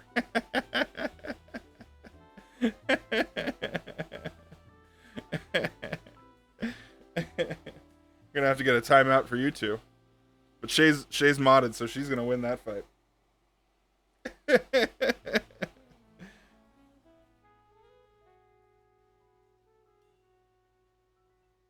Uh-oh.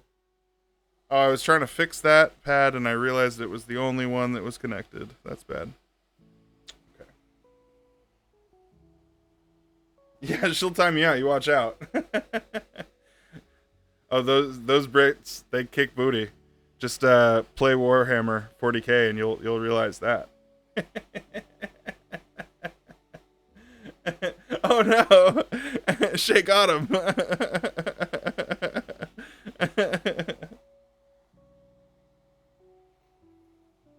Any of you Brits like 8 out of 10 Cats Does Countdown? I've been obsessed with it recently. 8 out of 10 Cats Does Countdown and What's it called? QI, and what else? I've been watching a bunch of like British reality shows. Yeah, you don't watch TV that much. 8 out of 10 Cats Does Countdown is fucking hilarious. I love that show.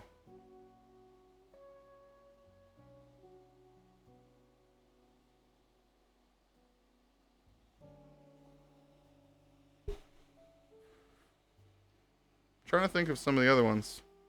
Oh, Mock the Week. Mock the Week is pretty funny. And I think I already said Taskmaster. Oh, I dropped my LED.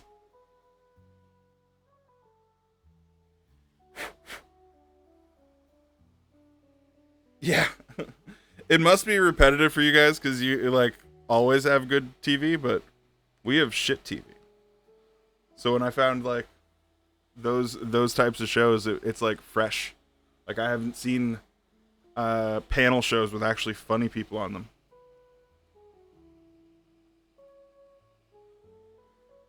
And I'm sick of all the American TV personalities. Yeah. Plus the UK Netflix is actually where it's at. I use a VPN just to switch my country to the UK to watch shows in that country code. Like IT Crowd, Black Books, and Father Ted, and Dark Place. I love me some Dark Place.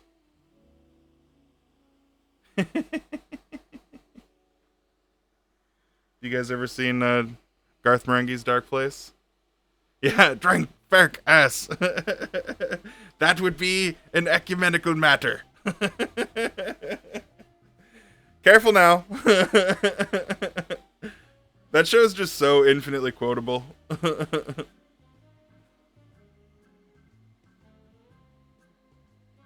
Okay, that's not lined up properly.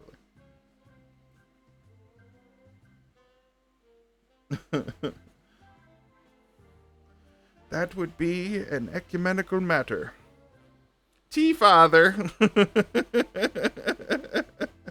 Oh, wouldn't you have a bit of cocaine? Just a wee bit. And the money was just resting in his account. That show's great. I'm probably going to rewatch it now. I love it.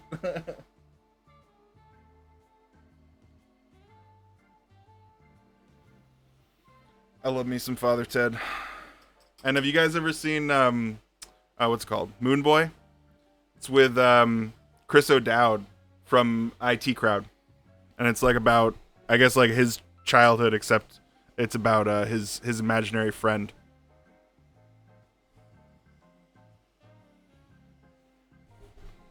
I don't know if you guys like that show. Hey, Father.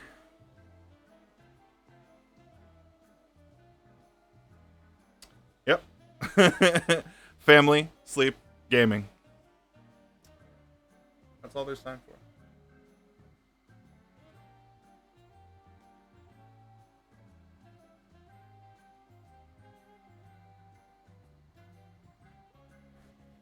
Oh, hey, would you guys like a better look at what I'm working on here?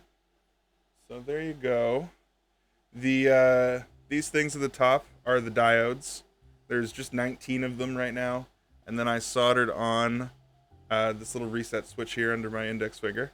And then right now I'm working on these LEDs right here. And I got 2 more LEDs to go after these 2.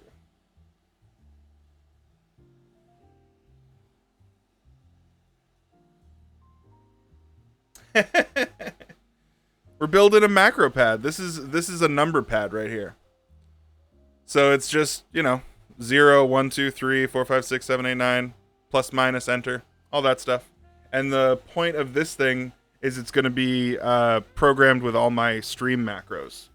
So that way I can like mute my stream, shut off my camera, change the scene, And it doesn't have to be set to any keys on my keyboard. I can just have it all on the pad.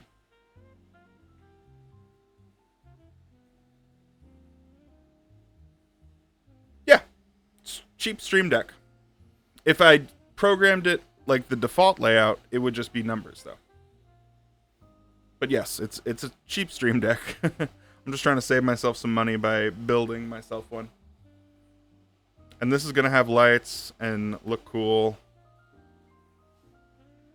Mr. Handy Pewter, man, that's me.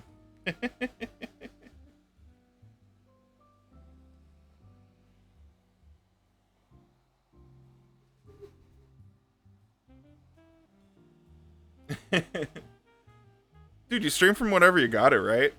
Just like use whatever you have at hand. And then you're doing it right.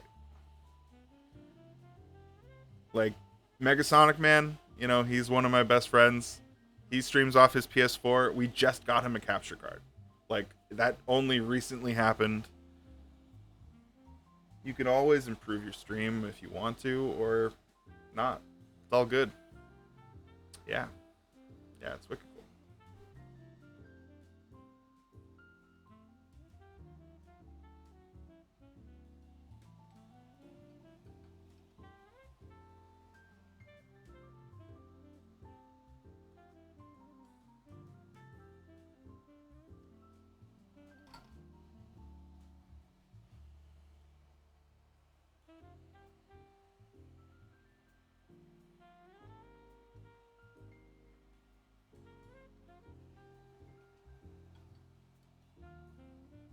All right.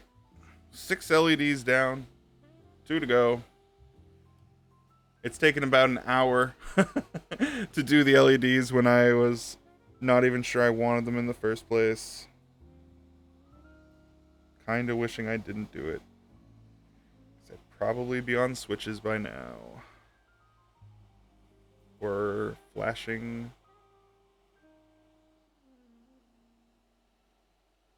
Yeah, man, you do your thing. Thanks for coming by. I really appreciate it. Anybody who came by from Sir Yeet, thank you so much. Thanks for saying hi. Thanks for stopping by. You guys are awesome.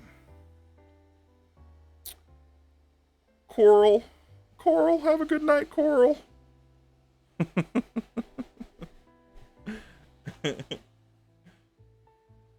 Uh-oh. Starting stuff on the way out the door.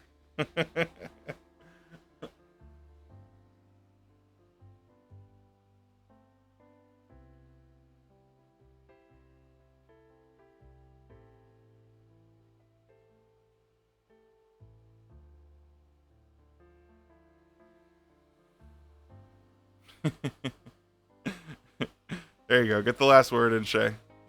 After you know he's gone, and then you send a message, right?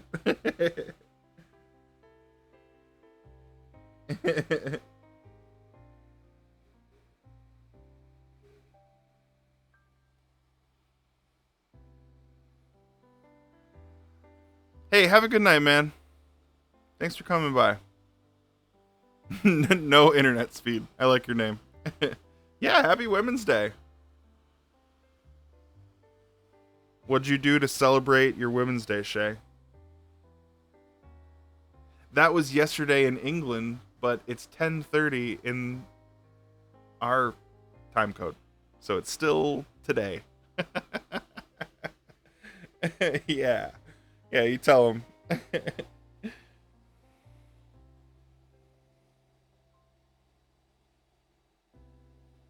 Checking out that LED. You get the whole day, Shay. Don't let anybody take it from you. Did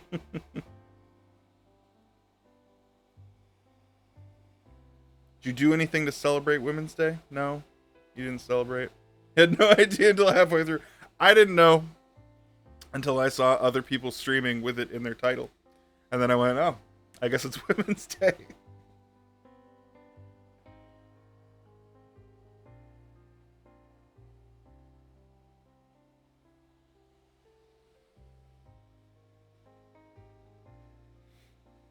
Well, you know what? You still got an hour and a half to go.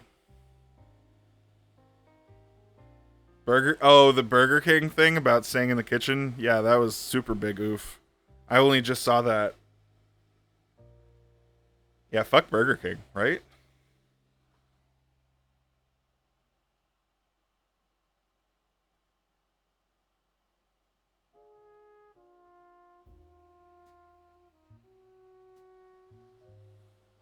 No. What were they trying to do? Were they trying to be like, ha ha ha, we say one thing but mean the opposite, or were they being like edge lords? So they just thought that they were being like genuinely funny. Because either way, it really doesn't make sense to me. Like it doesn't play as sincere funny or as like a you know ironic joke because it just isn't.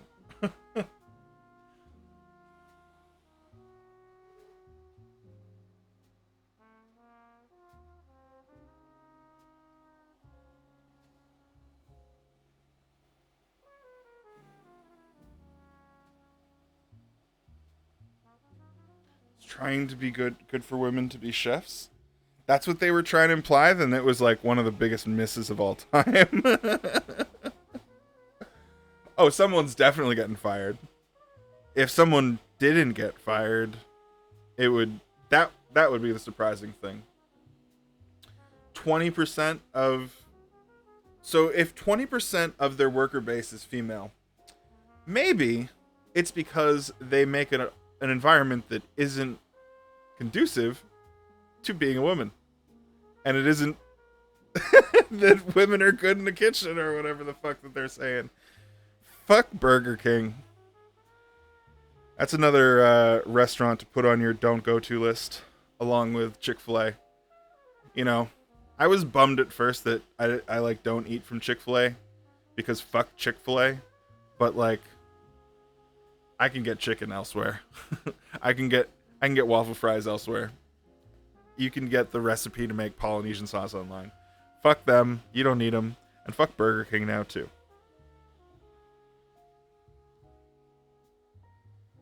With Chick-fil-A? Oh, so you're from the UK, so you probably don't know. But they're a company like from the South, and their owner is like racist and sexist, and they donate a lot of money to anti-gay, anti-LGBTQ organizations, and are basically just shitty people. And that guy died, and the company still gives money to like evil organizations. And yeah, fuck them. Don't give them your money. Yeah, they can go fuck themselves. Exactly. We're on the same page. So really, we're just down to Wendy's, because Wendy's is great on Twitter. Wendy's has one of the best Twitter accounts, along with Arby's. Those two have awesome fast food Twitter accounts. I don't know if you guys have seen them.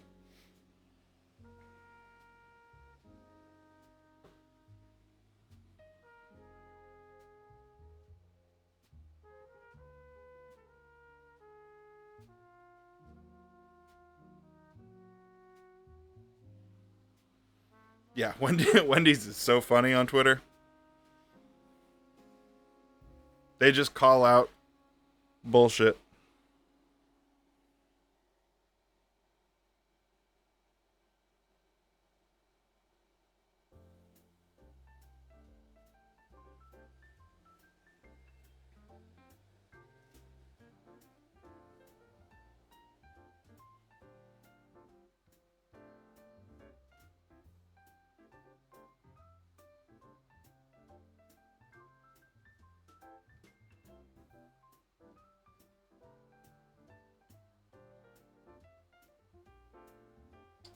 Breathed in a little bit of flux there. That's okay. It's good for the lungs. It's not. Don't breathe in flux.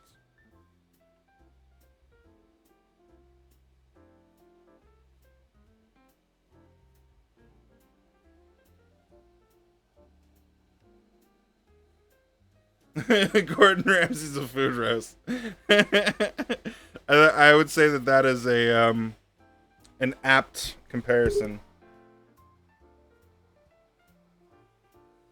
I didn't even think about the fact that there's no Chick-fil-A in England, but it makes sense.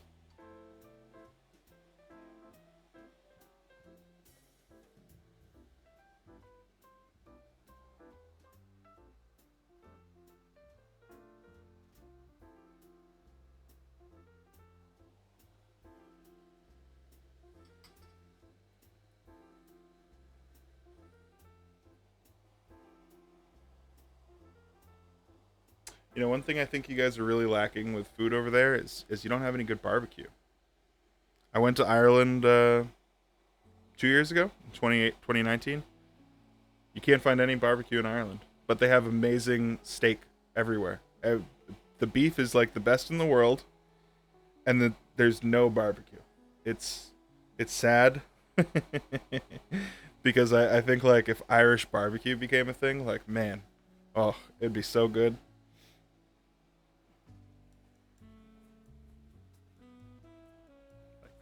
Irish milk is so good, and butter and the chocolate, like any dairy products, but they got no barbecue and no beef jerky. There's no beef jerky to be had. What's with that? Can you explain that to me? No internet speed. Why don't you guys have beef jerky?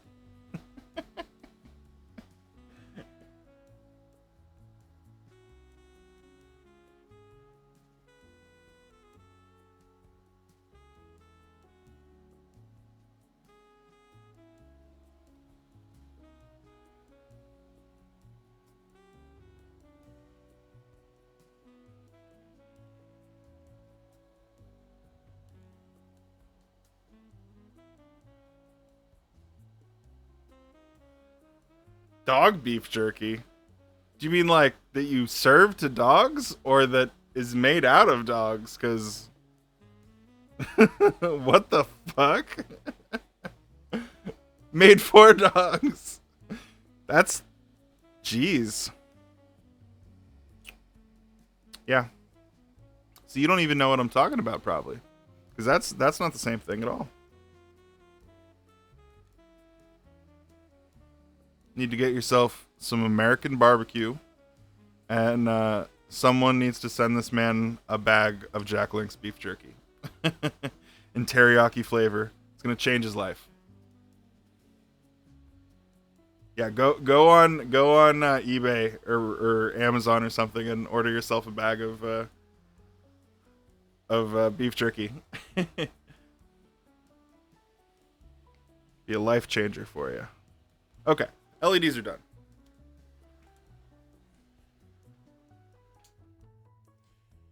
LEDs are done.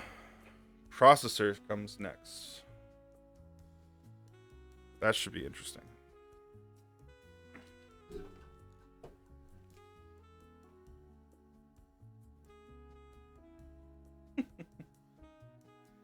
Beef jerky made for dogs.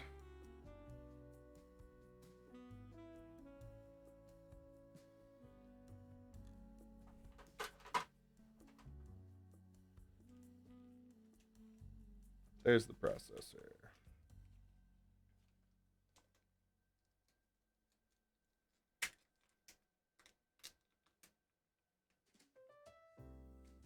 Yeah. Yeah, you guys are in more heavy lockdown state than us currently. I wish we were taking it more seriously, but we're opening things up. Not the good move.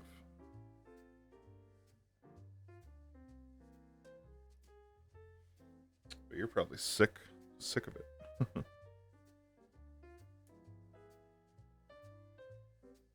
Oh shit. Shit.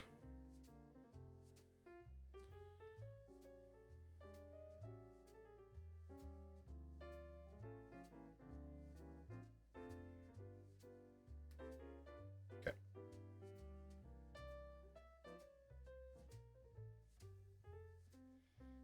These processor pinouts are very specific, and you don't want to miss one. That's one side. Let's do the other.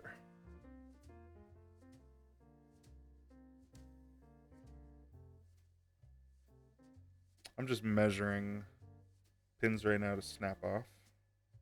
Oh, do it from the other side.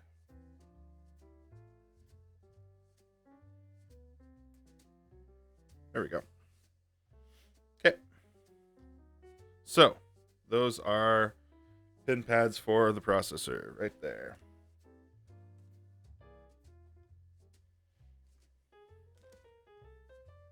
Sweet ass Bitsy.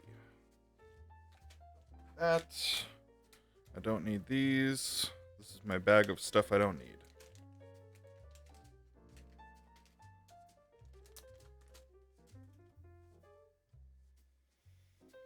Okay. Let's look at the instructions again.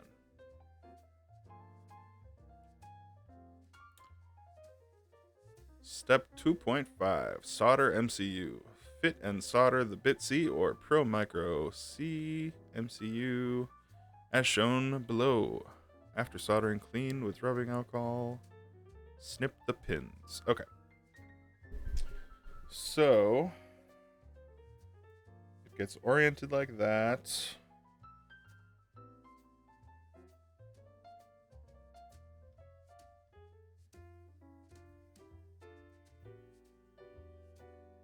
I just don't know if I want the long side. Whoa! Hey, thank you for the follow, dude. I really appreciate it. Coming over here from Yeet Stream. Thanks for the follow, man. We can get you into custom keyboard building too. You ready for your own custom? So I think I want the long pins on the back side. I'm going to clip them that way.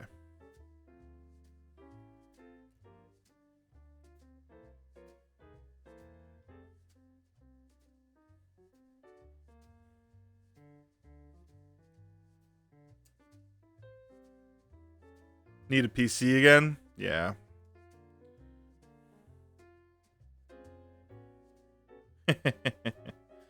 I'll take over the world teaching one person to solder at a time, I guess. Oh, I see why you want the long pins on the front now. It's gonna be way easier clip. Okay, I get it. I'll be the Bob Ross of soldering. Happy pads.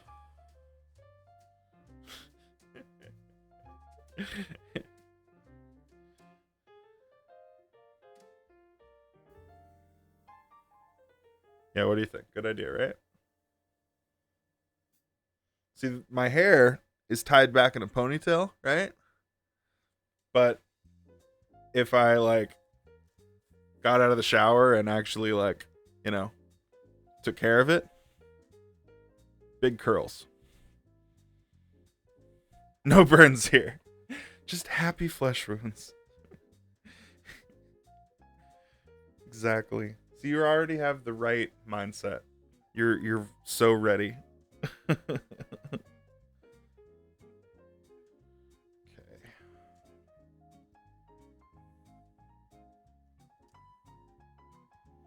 So this is pretty straightforward. This processor.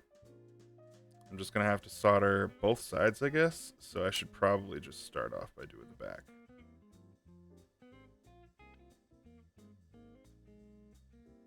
You need to feel to have wounds.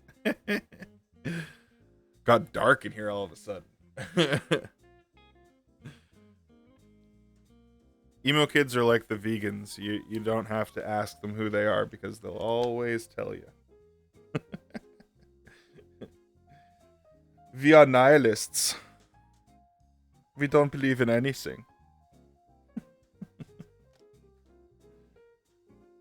Anybody seen Big Lebowski?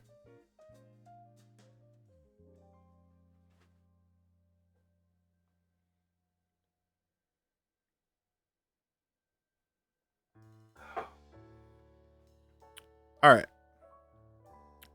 So I'm going to solder the back pins for the processor, and then I'll just switch over to the other side and Throw my Bitsy chip back on. Break bones without knowing. Oof. What are you, a rugby player or something? Sounds like you go hard.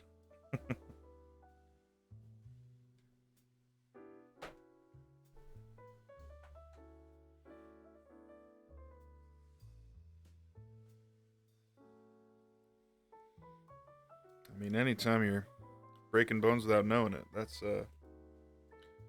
tough. Okay, soldering iron plug.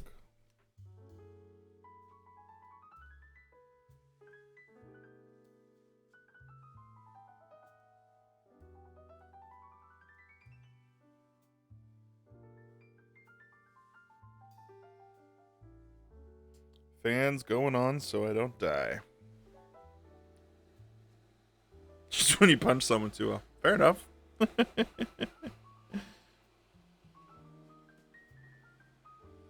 Fair enough, sir. I've seen Snatch. I know not to mess with British boxers.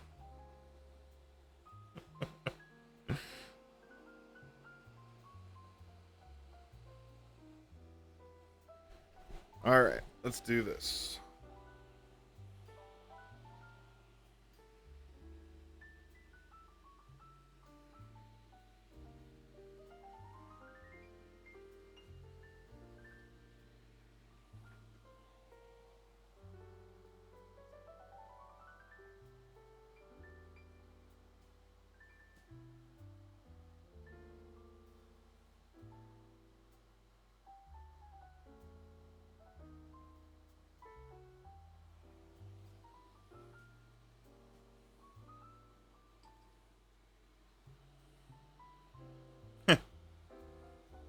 Oh, really? That is funny. I used to box for a couple of years, but it was mostly just for the exercise, and I rarely sparred. Maybe only a couple times. But I was a kid. They weren't trying to have me kill people.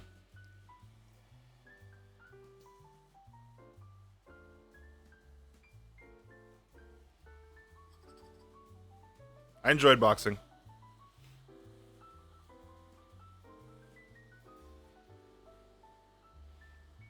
Boxing's like a pretty fun sport to do, as well as fucking great exercise. Man, 3 minutes. Boxing really can make 3 minutes feel like an eternity. You're just going like, come on, ding already.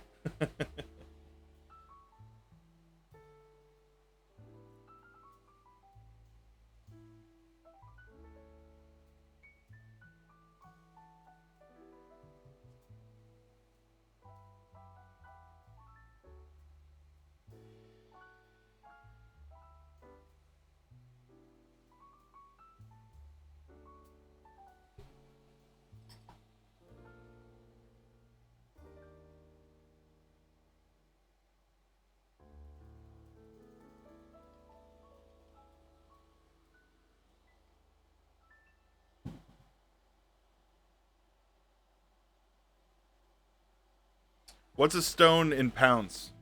Is it like, I think it's 26, right? I don't know what that conversion is. You gotta tell me.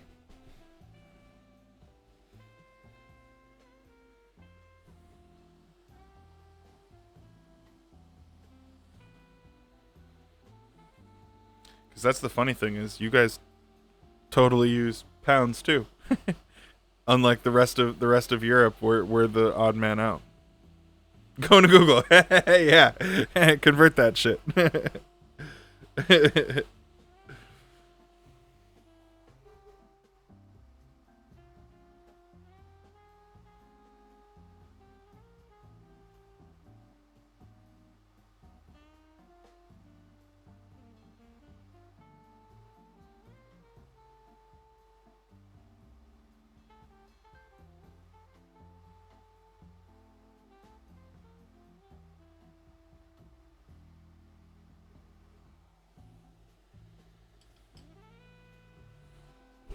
I don't have my work light, so I'm trying to keep an eye on these without, like, you know, putting it under a microscope. But everything looks good so far.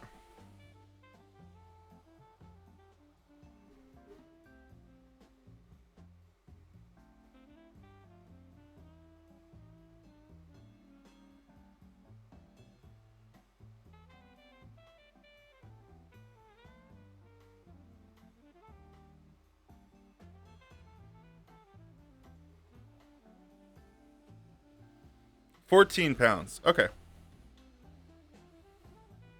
So the difference of 7 and 12 is 5. So 5 times 14.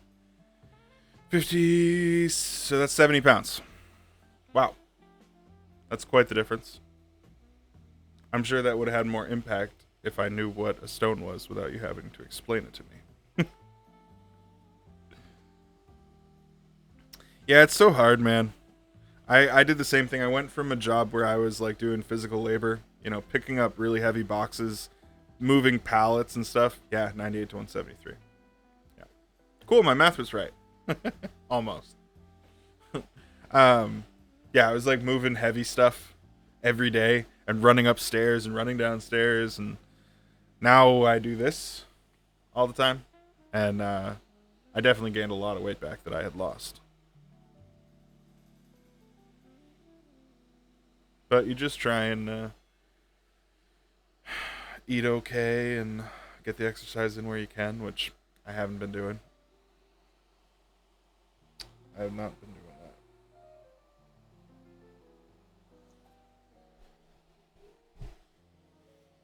that. Hey, you and me both. We'll both get back into boxing, or me into boxing and you into boxing for the first time if you've never done it.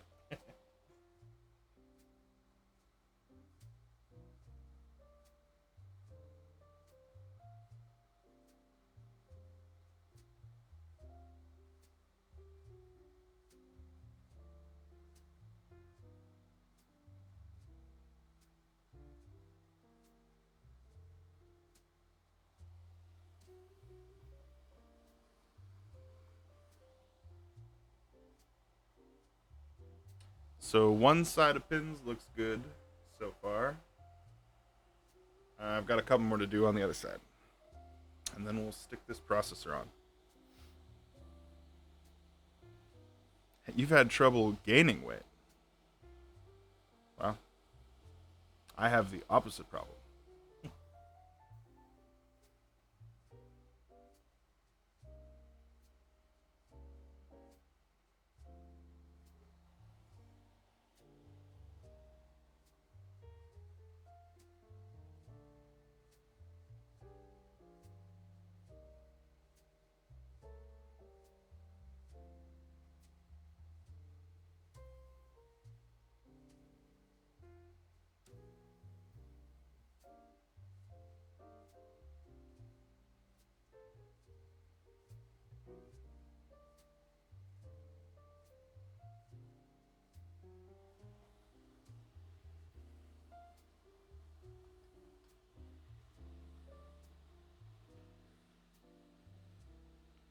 Wow.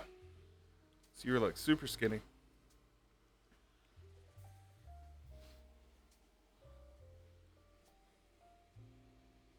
You just gotta eat more fish and chips, man.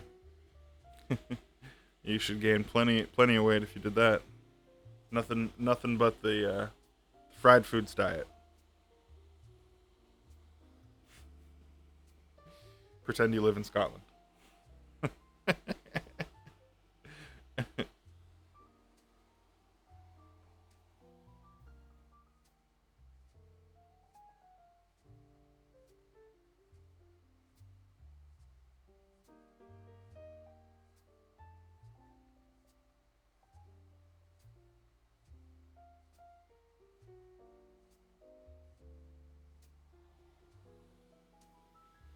Beanpole, yeah. I wish I had that problem. That's a good problem to have, dude. You're just like, oh no, I guess I better eat another piece of cake. Should I have another soda? I guess I should. You know what I'm saying? You get to indulge freely. All right, time to put that there chip in. So we're gonna be soldering in the top part now. I already did the bottom to attach the pins, and now I'm gonna do the top part.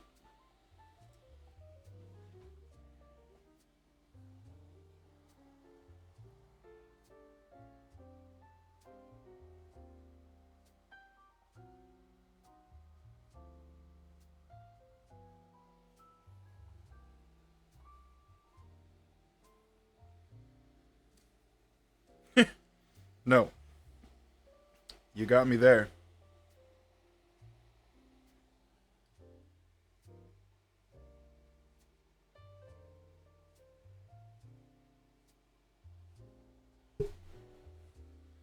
You know that guy? Oh shit, what's his name? Eddie. I can't remember his last name. Eddie something. He was like the world's strongest man. He's from Stoke-on-Trent in England, and he put up like several, or he's got a YouTube channel actually, but he like does several videos about Eddie Hall. Yes, you know who I'm talking about. His diet's insane, man. Like when he's training, his diet is fucking like he's eating like 18,000 calories a day, and that's to maintain the muscle mass to lift the weights that he was doing. I used to watch his YouTube videos a lot. I thought they were pretty cool. He's got a funny personality, you know. He makes a good show. He's definitely a showman. If he was born 100 years ago, you know that he'd be in a leopard skin leotard lifting dumbbells on some circus stage because he's just that type of dude. Stupid amount of food. Yeah, he is a good watch. Yep. That's funny. You've seen him too. You know what I'm talking about. Is he like a big personality over there? Is he like pretty well known? Is he like a celebrity?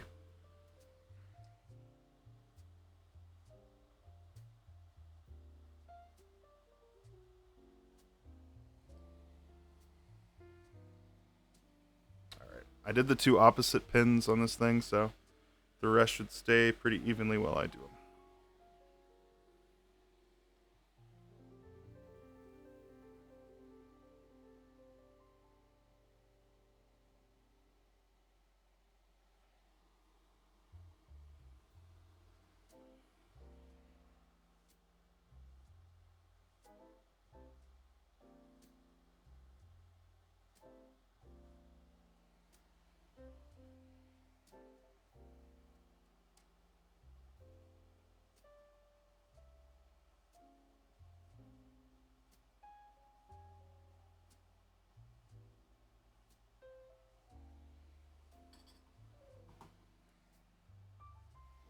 Almost done with this thing.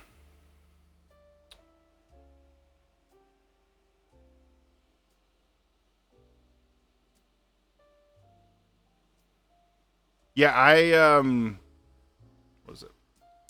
I was watching like related videos to other people in the World's Strongest Man. Brian, I can't remember his last name. Brian Shaw. Brian Shaw. He's like the our country's World's Strongest Man. And I was watching his stuff, and that leads you to Eddie Hall, and that leads you to uh, Bjorn Half Thor Bjornsson. It's a rabbit hole of World's Strongest Men stuff, but it is pretty interesting. And that the documentary that they put out on Netflix is pretty nuts. And that whole thing where Eddie actually like beat Thor for World's Strongest Man, like the way it came about, it sucks that it wasn't clean. Cause man, he definitely would have won it.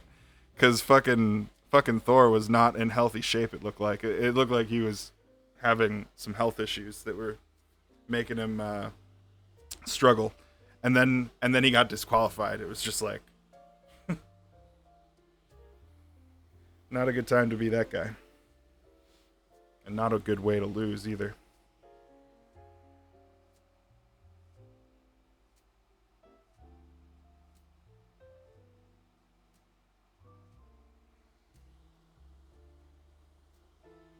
Yeah, World's Strongest Man is actually like pretty interesting. I came across it kind of randomly, but it was a an iceberg of YouTube videos to watch.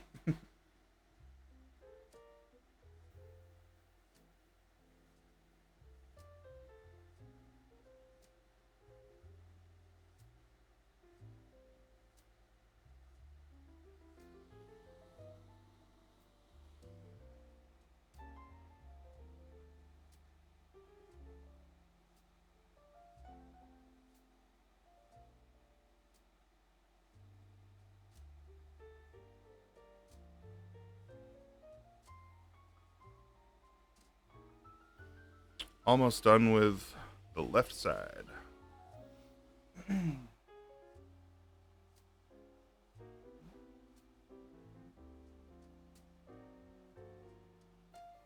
My really sharp soldering iron tip is really coming in handy right now.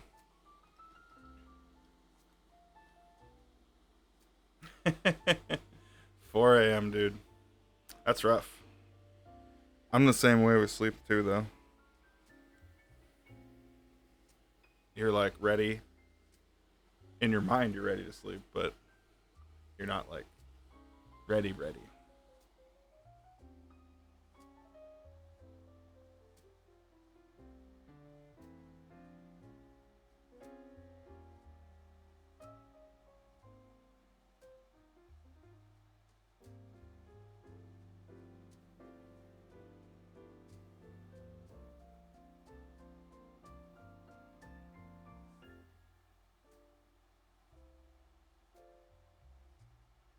Is it not up to temperature? Something's going on. Oh, I've got a really bad tip.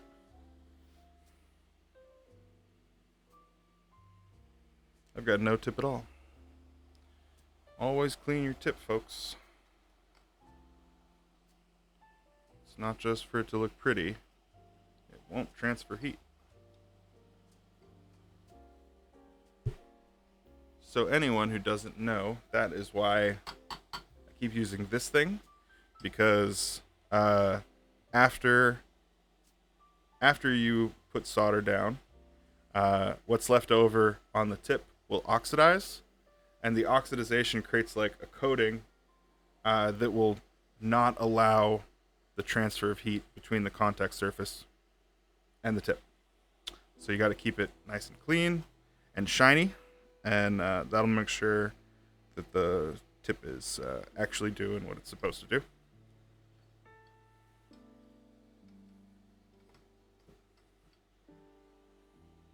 Looking good.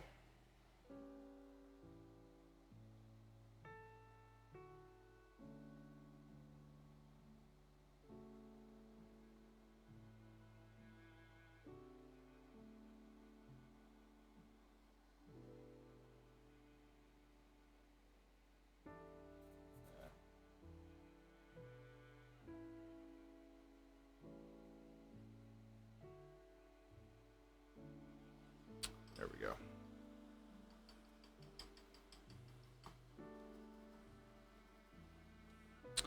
Well, I know you want to be sleeping, but thanks for hanging out here, man.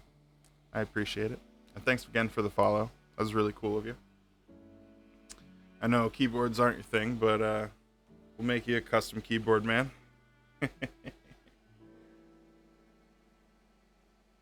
All right, one side of the processor pins are done. Let's do the other side.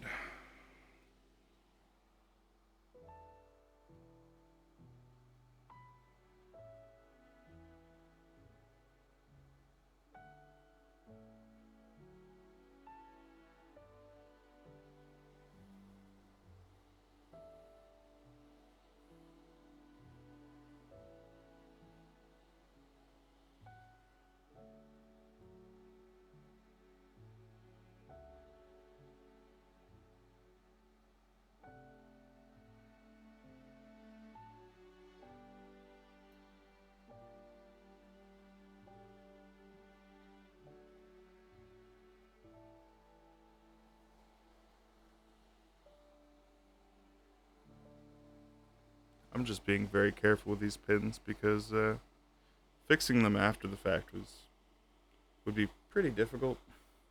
I don't want to deal with that. I just want to get them right the first time. And if they look good too, well, that's just a bonus.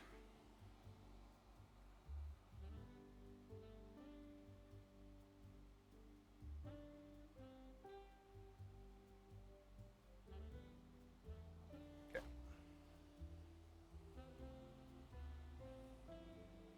I need to take more time to heat up these pins. They're thicker. The pins are thicker than the diode pins, so they're taking a little bit more time, a couple more seconds to heat up fully.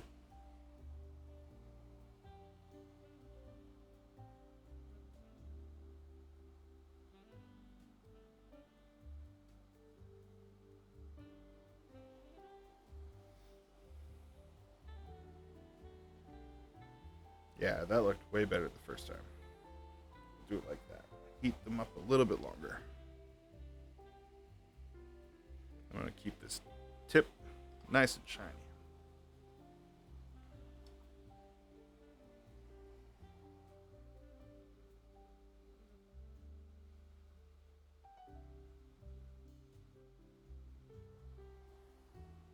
That's working a lot better. I just wasn't heating the pin enough.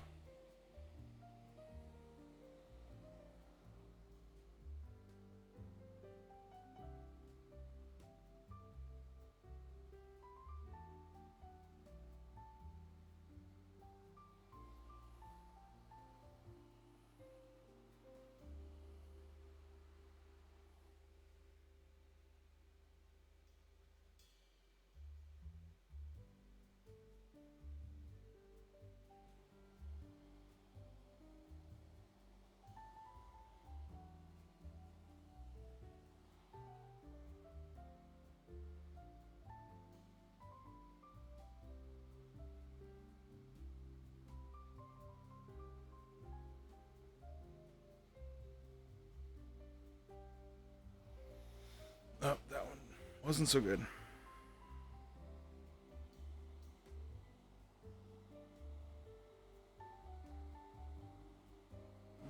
Let's try and fix it.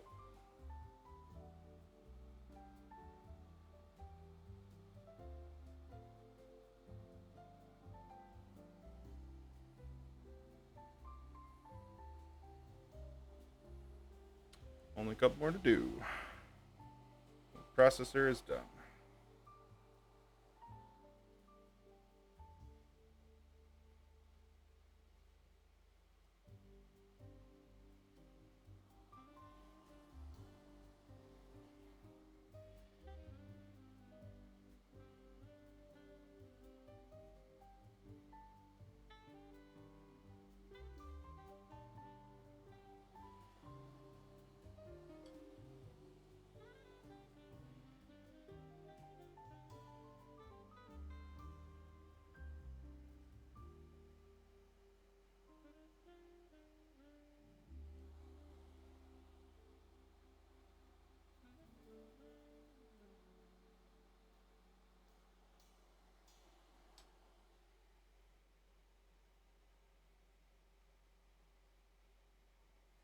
Three more pins, and I'm done with this thing.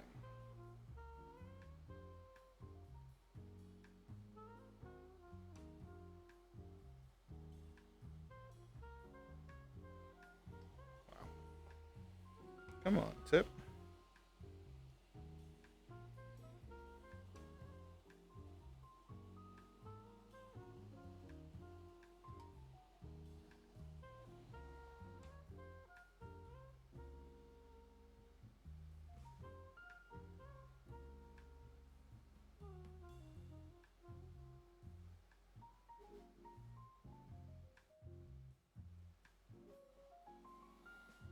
This is where the Tito's isn't helping.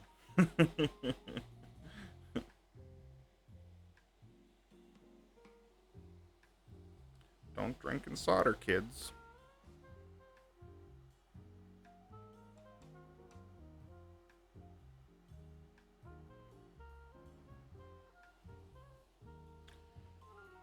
I don't remember that PSA as a kid.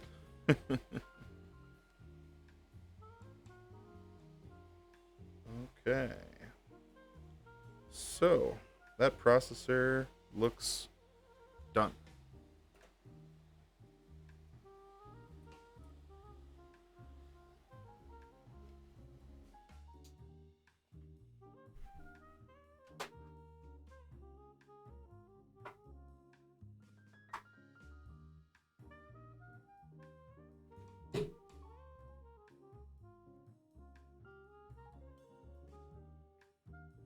Ooh, it's the fun stuff now. Rotary encoder and LED matrix or LED. So I'm gonna be using the rotary encoder, I think. For sure, yeah.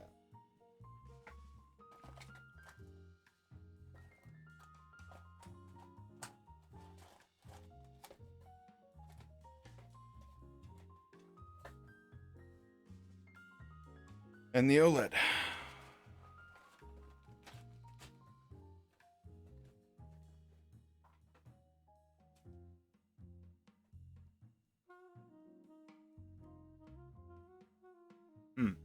All right, so let me clip the pins on the processor, and then I'll do the rotary encoder and the OLED.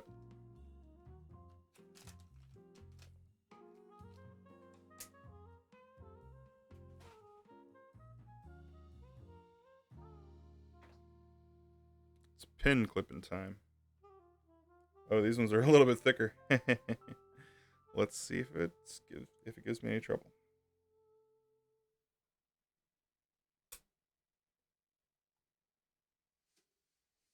Yeah,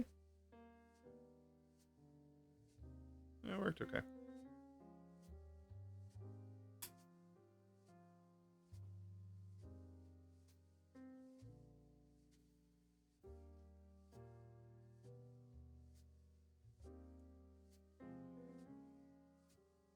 I want to see what the clearance on the screen is.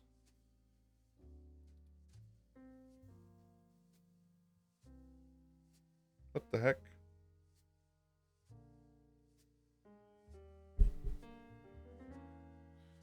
What the heck?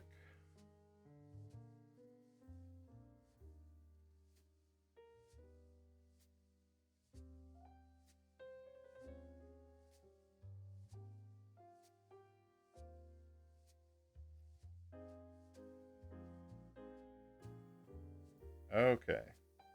So there's nothing to keep it flush or flat or anything other than pressure.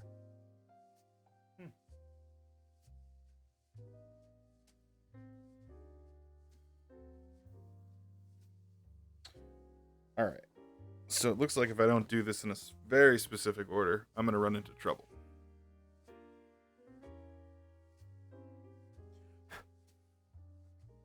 So I'm going to finish clipping the pins.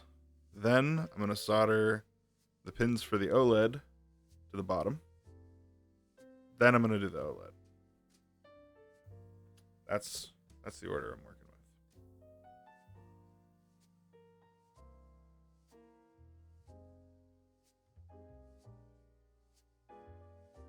Do not clip large. If building with the optional rotary encoder, alphanumeric display, or LED matrix, or OLED display in place of the programmable macro keys, fit and solder each in the position shown. After soldering, clean with rubbing alcohol. They want me to clean everything. Use the snips to clip the pins as close to the PCB as possible. Do not clip the large support pins on the encoder. Alright, that should be obvious. You'd hope. Alright, so gotta clip the pins, then we're gonna do the screen, then the OLED. Alright, I'm gonna run to the bathroom, and then it's time to do that.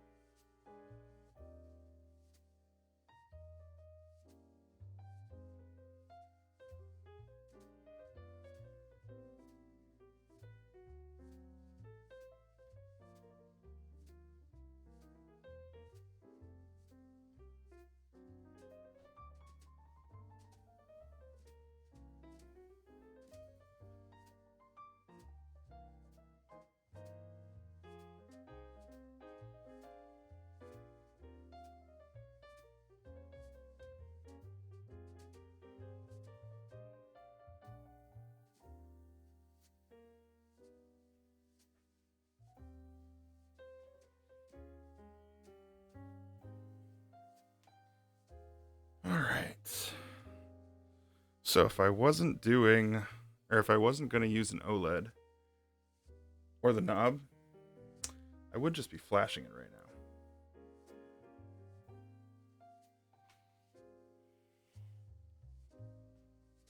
But I really want the screen. Yeah. Sticking with the original plan.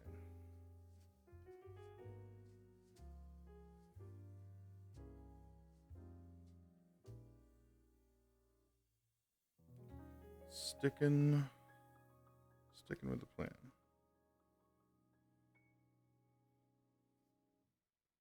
Man, that clearance is not very much.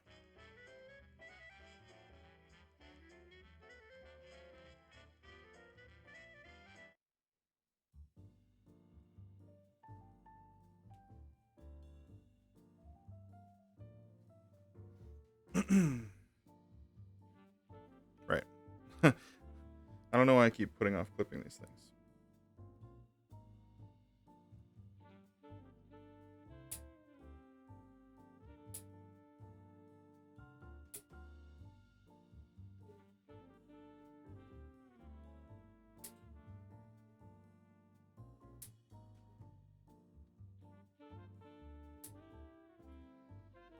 These things are flying everywhere.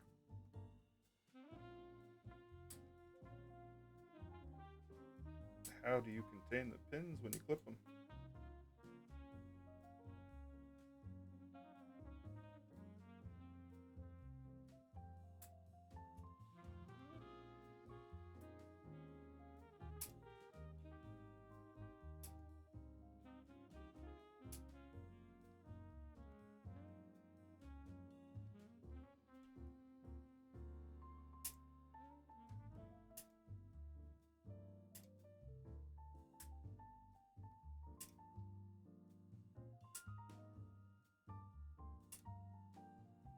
Cool. No idea where any of those pins went. I'm going to be finding them for weeks. Oh, I got one in my hair. I think I got a couple in my hair. I wouldn't doubt it. All right.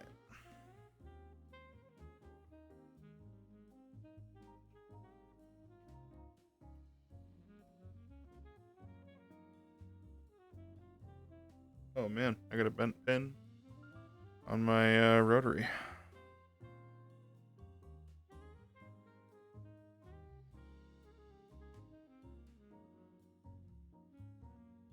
These pins are very flimsy.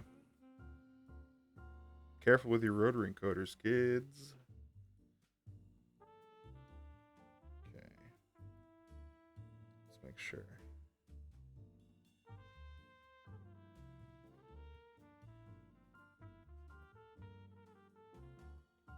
Looks better this time.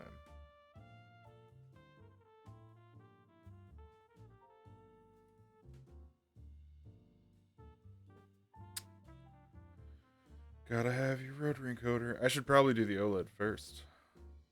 Right? I guess it doesn't matter. I'll solder on both of these at the same time, I think. The pins for the OLED screen on the bottom.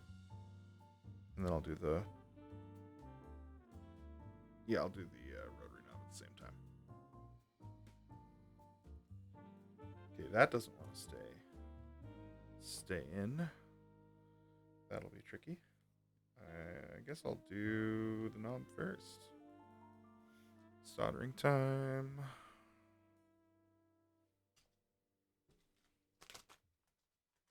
My bag of unwanted parts.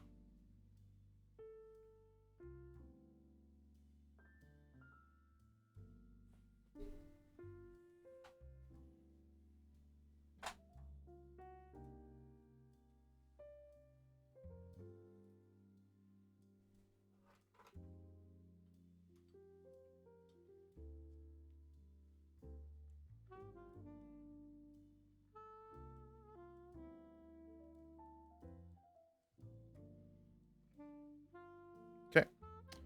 That's getting up to temperature. Run this here fan.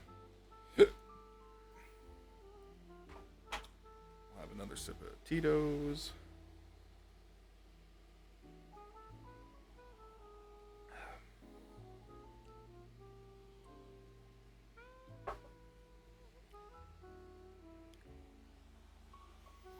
Okay. Let's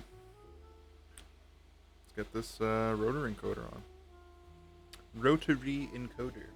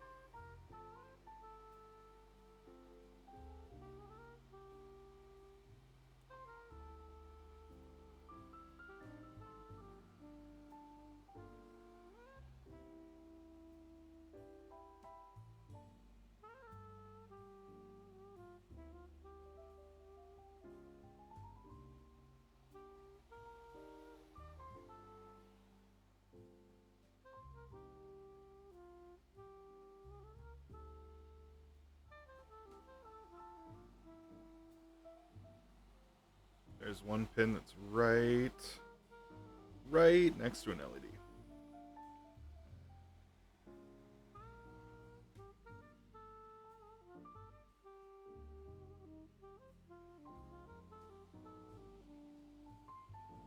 Just gotta be careful.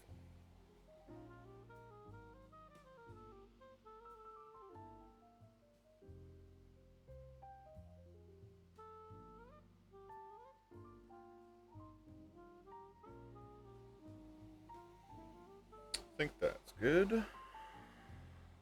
I think that is an installed rotary knob.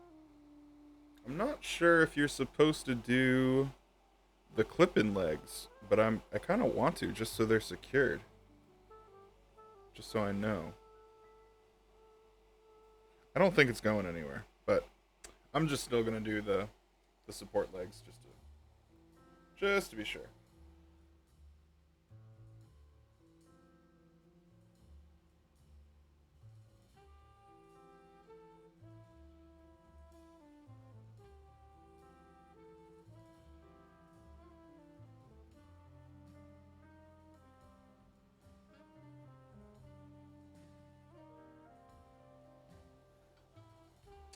This thing ain't moving anywhere now. That's one of them done.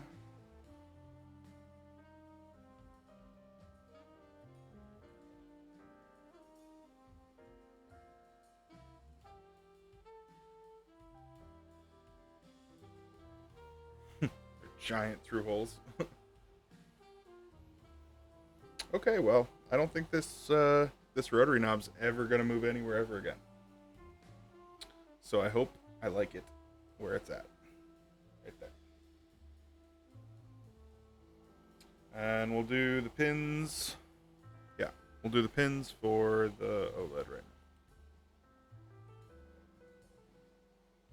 I gotta find a way to keep them in though while I do it. Maybe if I kind of do it like this. Oh.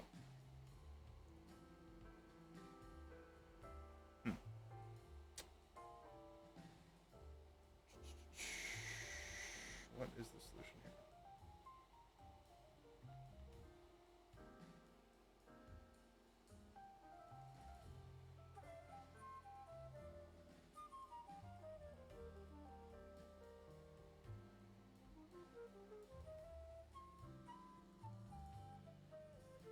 I could do that. I could just put a little bit of flux down.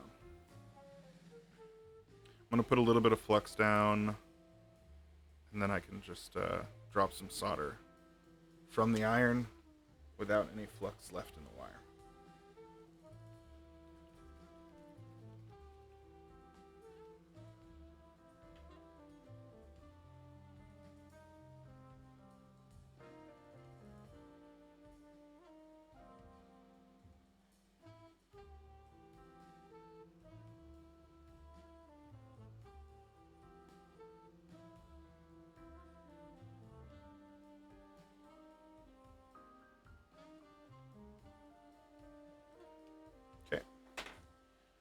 there's the flux.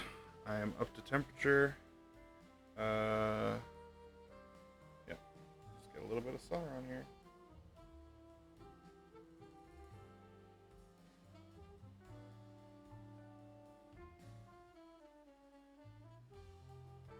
Ooh! Don't touch a pin if you're soldering the other side. Duh. That got hot. Like that. But one of them is soldered. So now I can just push it through and it works. I burned myself, but it works. Probably didn't even need that much flux. I only put a little, but man, flux is just amazing. I can't get over that. All right, so now I just got to push it, push it flat while I'm applying heat, cause I messed it up.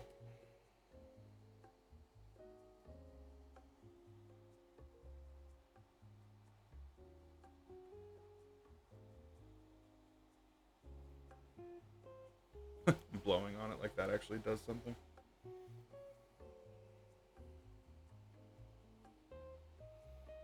Don't worry, I cooled down the solder because I blew on it.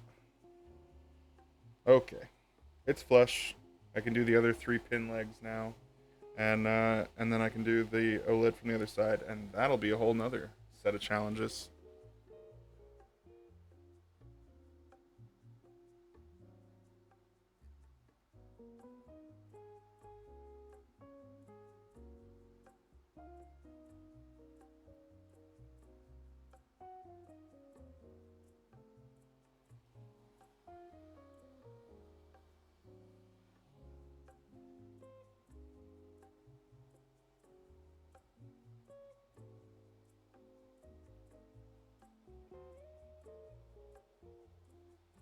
Okay.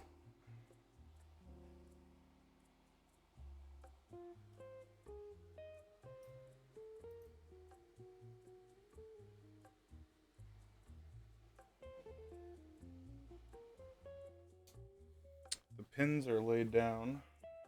I'm gonna clean some of the solder, or some of this flux off. It's pretty sticky stuff.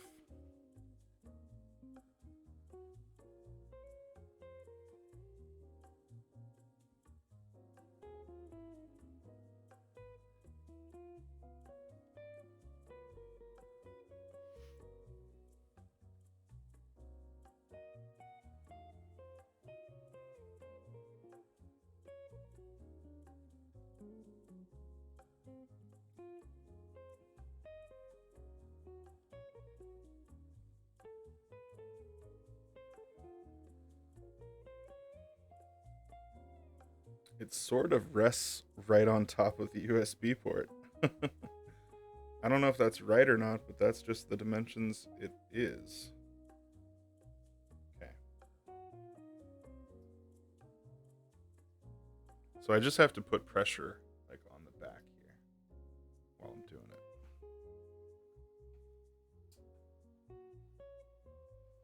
Fans on. Let's get the temperature.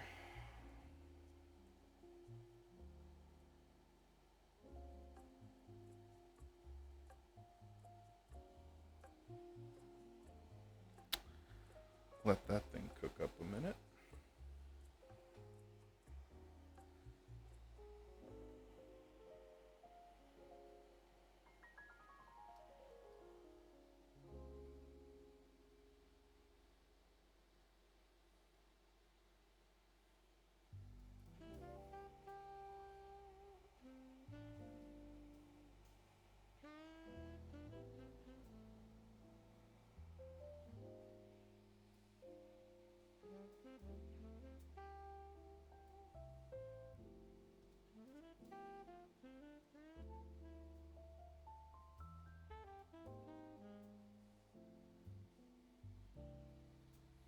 Not good. That didn't go well. Oh, well, I guess that was enough solder to keep it in place, though. I'm going to have to redo that pin, but if I do the other ones first, it'll be in place because it looks like it's straight. Alright,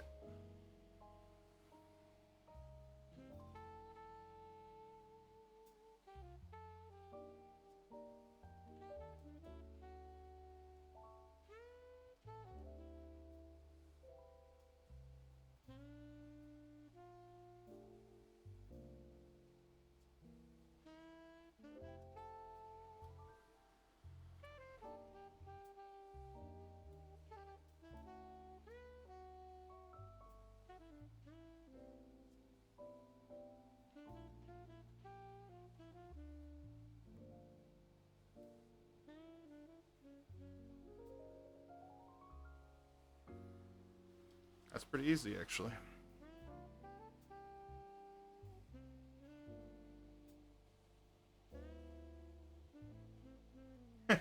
It is just ever so slightly crooked. But that's okay. I don't mind. OLED and, wow, yeah. That's everything. Okay, cool. So, what that means is that I should be flashing the processor right now. I don't know if I want to do that next, though. I might just want to put the switches on while I've got everything ready and, like, out. Because flashing it might be a whole headache. I don't know. Or it could be really easy. Because I'm going to install it with the VIA compatible one. And thankfully, I built I have a hex file ready to go before I started this stream, so you guys don't have to watch me struggle through that. Because that would not be fun. So, here we go.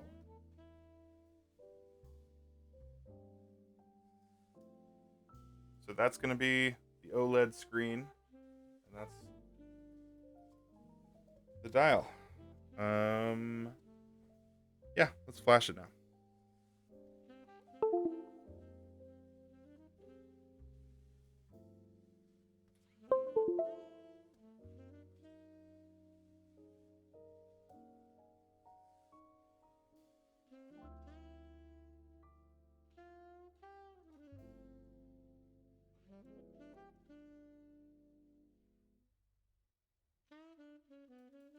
Okay, that's what I expected. So I gotta open up the QMK toolbox. Dun, dun, dun.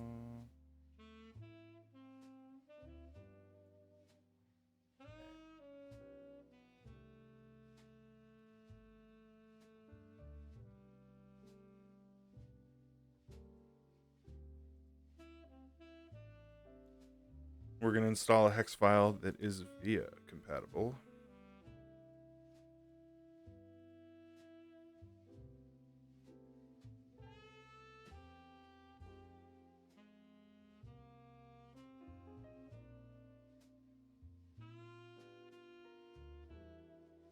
I don't know what the processor is though.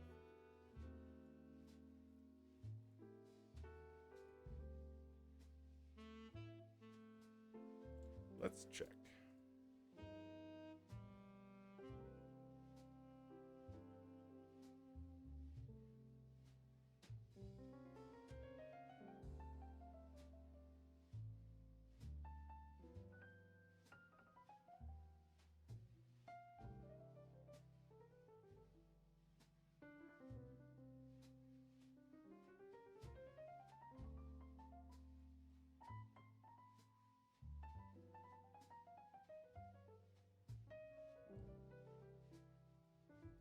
Oh, that's cool.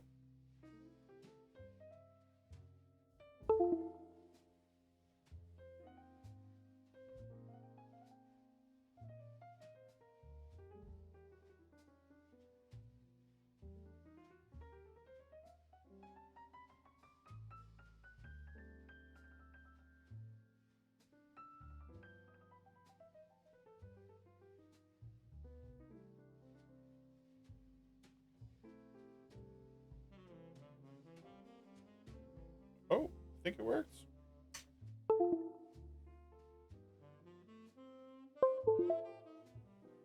I've got LEDs. Oh.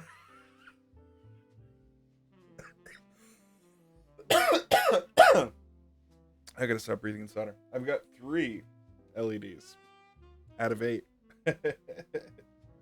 That's not a good sign. All right, so the flash one. Well, apparently, let's check it in VIA. If it shows up in VIA, that's the sign.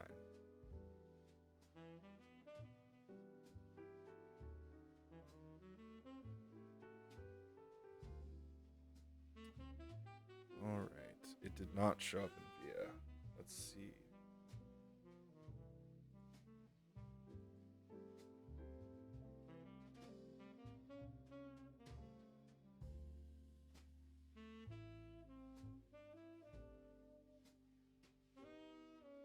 Okay.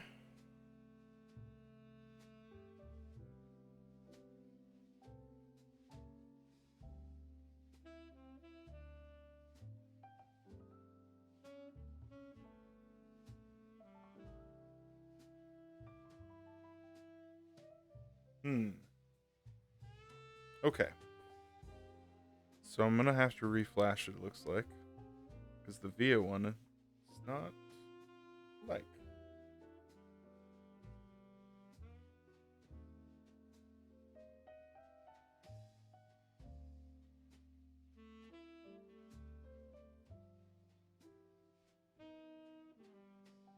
Oh well. Looks like that controls my volume, all right. Okay. So the VIA flash didn't work.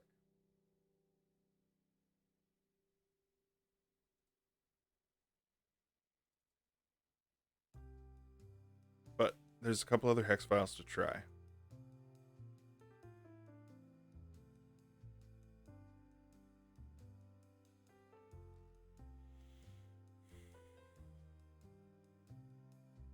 I guess I'll try the default one.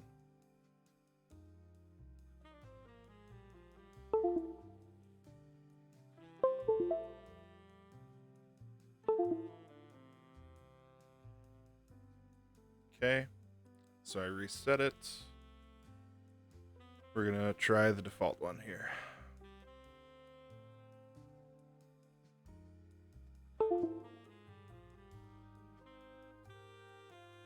Okay, there's still only 3 LEDs lit up. But we'll try this one.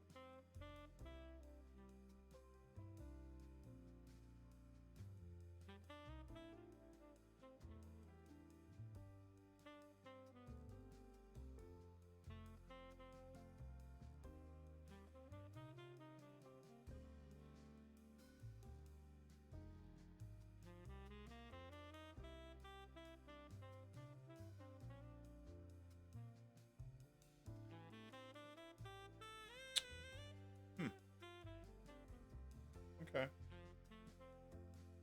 That's better. That's a working numpad there at least. I wasn't gonna do the 2 space plus bar though. Man, I'm already at 3 hours just for getting this far. All right, I need to put switches in. I can reflash later if I need to.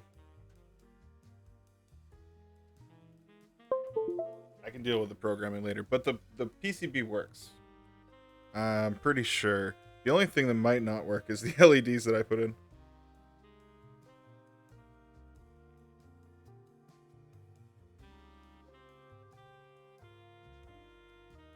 Checking those notches one more time.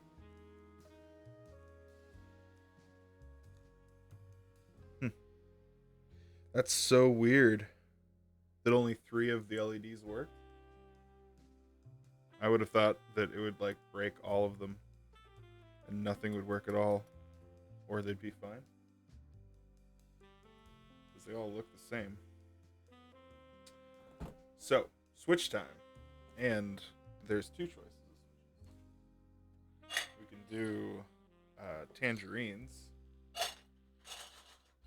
or GAT milky yellows.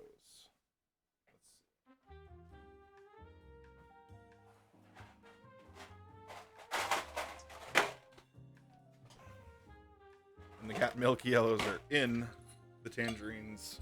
Okay, container.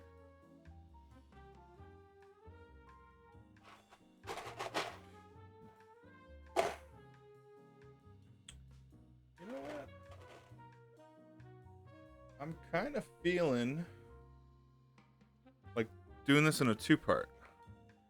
I might come back and do the rest of this later. It'll be a quick one, I guess, if I finish this later. But I kind of want to get it like working right first.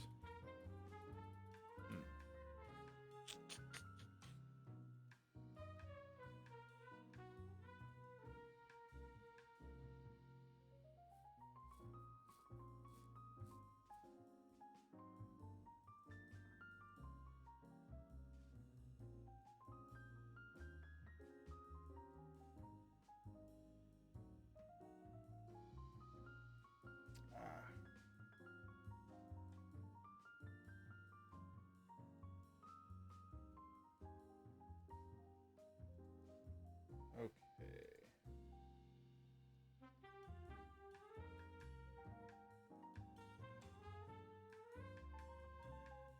So that was a fun stream. I got the build pretty much where I want it. It's just not finished. We're going to do the switches another time. And yeah, we're going to raid on over to Andy's stream. Say hi. Thanks, guys. Have a good evening.